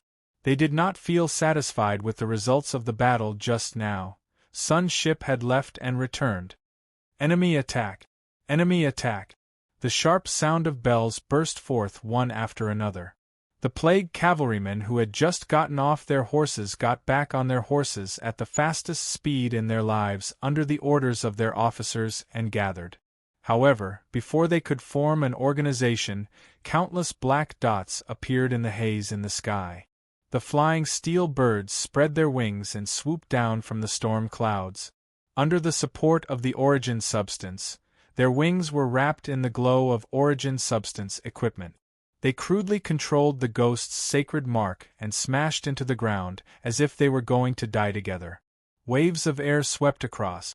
After 3 rounds of Iron Crow's bombardment, smoke rose up. The giant beast struggled fiercely, and the ruins had been completely razed to the ground. From time to time, the metal bombs buried in the battlefield and ruins would be triggered, bringing another casualty to the plague cavalrymen. That group of people from the Discovery Realm? The Grand Knight looked at the end of his line of sight in a daze. His face twitched. It was unknown whether he was furious or shocked. The sword hilt in his hand was almost twisted out of shape. How dare they? How dare they? After breaking through the blockade, they did not escape. Instead, they turned back and started a second round of war. They actually dared to face the corrupt order head-on? Ignore the wounded. Everyone, close to me. Gather, gather. In anger, the Grand Knight roared. Dark green flames rose from his armor. The plague giant beast under him roared and trampled on the ground. Let this group of people from the Discovery Realm have a taste of our power. In a few short moments, the plague cavalrymen who had been attacked regrouped again. They covered the dozens of giant spider spirits and the remaining giant beasts and launched a counterattack in the direction of Sun's ship. Rings of light descended from the sky and blessed their bodies. A large group of energy gathered, causing the Grand Knight's strength and body at the front to rapidly increase. The long sword in his hand that the banquet master had given him lit up with a purple-red glow. It greedily extracted fresh blood and origin substance, bringing about a solidified qualitative change that belonged to the plague domain. The enemy has launched a counterattack. On the bow of the ship, Huaishur turned around and looked at the snake man who was half kneeling on the ground and waiting for orders. "Can you still fight for me, esteemed elder?" he asked softly. "Can you still fight?" Of course. The esteemed elder nodded.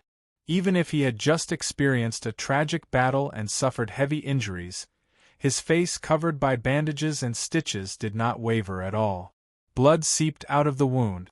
The leader of the group, who was covered in wounds, knelt on one knee and replied sincerely, "I will serve you until you order me to stop." "Very good."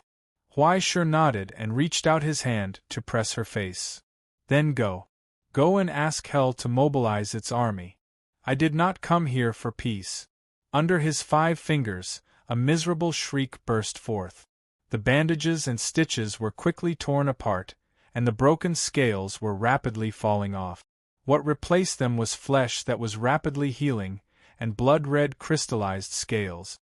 For the first time, he bestowed a blessing from Great Sea Ming to a creature of Hell. The killing intent that targeted Hell and all solidified things circulated in the esteemed elder's body, violently modifying her soul and body. Under the cover of Bahamut's shadow, the pure and majestic divinity circulated, bringing endless power. It was as if a fragment of the sun had descended on her soul. The eye sockets that had blinded her shot out a blazing light at this moment. More blessings appeared from the white-scaled guards and the undead army behind her. The gate of the ultimate opened, and the flock of crows swept in. They turned into origin substance and attached themselves to their bodies, bringing them the miracle and power of Ghost. They were all pulled into their flock, becoming an extension of Great Sea Ming. When Huaishur raised his hand again, a crisp cracking sound could be heard. The old dead skin was shed. The huge wound healed, and the broken limbs returned to their original form. Under the blessings of Great Sea Ming's divinity, a complete transformation was ushered in. The esteemed elder with 4 arms and a snake tail slowly propped up her body, and sharp bone blades grew out from her 4 arms. Ash-white hair fell from her shoulders, bringing with it the unique coldness of the Nagas, like dancing snowflakes. Biting cold air spread out. "As you wish." She raised her sharp finger and blinded what was left of her right eye without hesitation. The light that burst out from her left eye became even more violent. It was so dazzling that no one could look at it directly. The new crown-wearer grinned and smiled ferociously. "I will bring destruction to them." Chapter 1053. Relying on the divinity and blessings from the Great Sea Ming, after being reborn 16 times and experiencing 10,000 battles, the venerable elder finally crossed the natural chasm between the purgatory mortal body and the blessed devil, completing a qualitative leap. Tracing back, awakening the blood of disaster inherited from the ring of eternity, she grasped the cycle of death and revival, mercy and cruelty. After she made the prompt decision to tear her right eye, the blood of disaster from the merciful mother merged with the miracle bestowed by the Great Sea Ming in her left eye. Mercy and love for the young descendants, cruelty and brutality toward the enemy. The essence of the Ring of Eternity was manifested through the miracle and disaster on both sides of the Ring of Eternity, forming a new source of power. This was the loyalty of entrusting one's soul to the ultimate. At this moment, the venerable elder had already become the crown-bearer of Huaishur's group. After expressing her loyalty to Huaishur in the most direct way, the venerable elder didn't waste any more words. she instantly soared into the sky, like a giant snake swimming in the sea, controlling the tide of frost to circle around the sun's ship 3 times. Wherever she passed, the bone-deep frost shrouded the bodies of the white-scaled guards and the undead army, covering their armor and bodies with a layer of thick ice scales that took root in their flesh. In the most direct way, it stimulated the tyrannical nature in their bodies, causing their eyes to burn red as they roared and howled. The ecstatic priests loudly sang praises, splashing the blessings from the ring of eternity, causing the precipitation of hell in their blood to rapidly heat up, bringing with it an even more violent power. In that instant, the gates on both sides of the sun's ship opened with a bang, and a frozen white flood rushed out from within, chasing after the venerable elder. Without any avoidance, retreat, or hesitation, they collided with the plague cavalry of the Order of Corruption. The sharp sound of expanding steel drowned out the roar of the storm, and in an instant, blood spurted out from the pale white and dark green. Then, the elite plague cavalry broke through the blockade of the undead army like a hot knife cutting through wax. It was just that their formation was slightly scattered. But then, the white-scaled guards at the back forcibly withstood the secret attacks of a dozen giant spider spirits and the bombardment of the damaged white wind cannons, blocking the plague cavalry and erecting an iron wall. The heavy shields in their hands had long been modified by Gregory into embedded armor cutting plates, forcing the plague cavalry to take a detour. The giant lizards on both sides carried the molten cannons on their backs and began a frenzied counterattack. The crows in the cannons screamed excitedly and were ejected by the force of the explosion. Like riding on a roller coaster, they screamed nervously and excitedly before being smashed into the enemy formation. A new game. In the center of the battlefield, there was already a turbulent airflow converging, forming a tornado-like airflow. The venom-soaked Great Elder was flying down the Great Sea Ming Grand Elder. Under the Grand Knight, the spectral warhorse soared in the sky. It was not inferior to the nimbleness of the venerable Elder's snake body. The large number of soldiers under his command did not discourage him. Instead, the countless knights of plague who had died in battle turned into souls and surrounded him, attaching themselves to his armor and forming strange faces that screamed in pain. His sluggish eyes were filled with vicious curses as he looked at the revered elder. Every line of sight carried an origin plague brewed by the host of the banquet, enough to cause the wearer's body to fester and fall ill.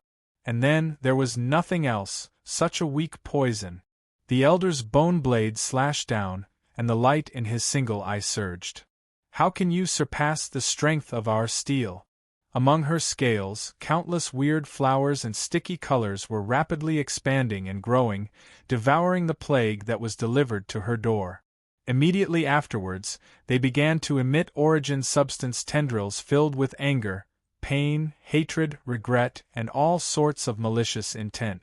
They were like strange wings, dancing spasmodically, wrapping around the elder's body, forming an activation spell outfit that was not inferior to the plague armor.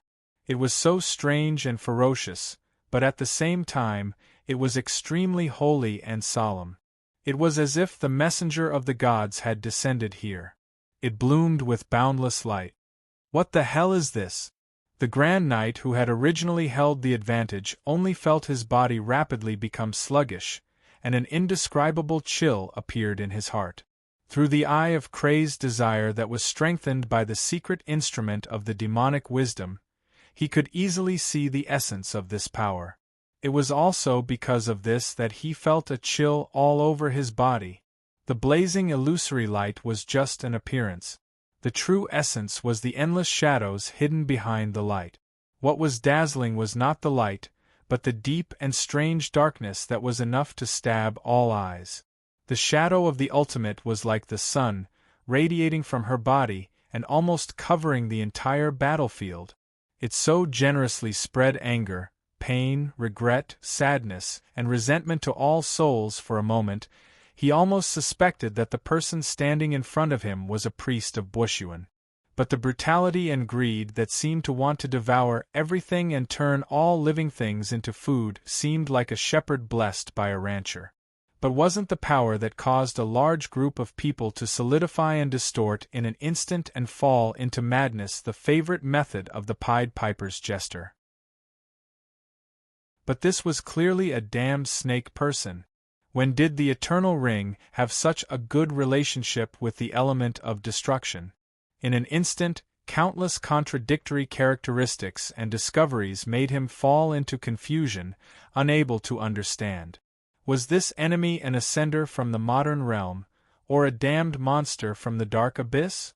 There wasn't enough time for him to think carefully. The Grand Knight roared, and his sword flashed with malice as it slashed down, instantly forcing the elder to retreat. Not only did this advantage not make him feel excited, but his heart also turned cold. Not long ago, his sword was enough to cut through the elder's bone blade and leave a heavy wound. But now, it could only leave a mark on the new bone blade and force the opponent to retreat temporarily. It wasn't that the opponent had become stronger. It was that he had become weaker. The formless darkness had already wrapped itself around his body like greedy tentacles, sucking away at his origin substance and calamity energy as if they were trying to break his bones. The ferocious faces on the armor quickly calmed down. It was as if they had been purified by the holy light. Their fierceness was no longer there, and a blissful and intoxicated figure appeared in their empty eyes. Some of them even began to loudly sing praises with the kobold. They quickly disappeared from the armor and appeared around the venerable elder, impatiently plunging into the eternal darkness. They burned away in the flames, leaving behind only the remnants of the malice.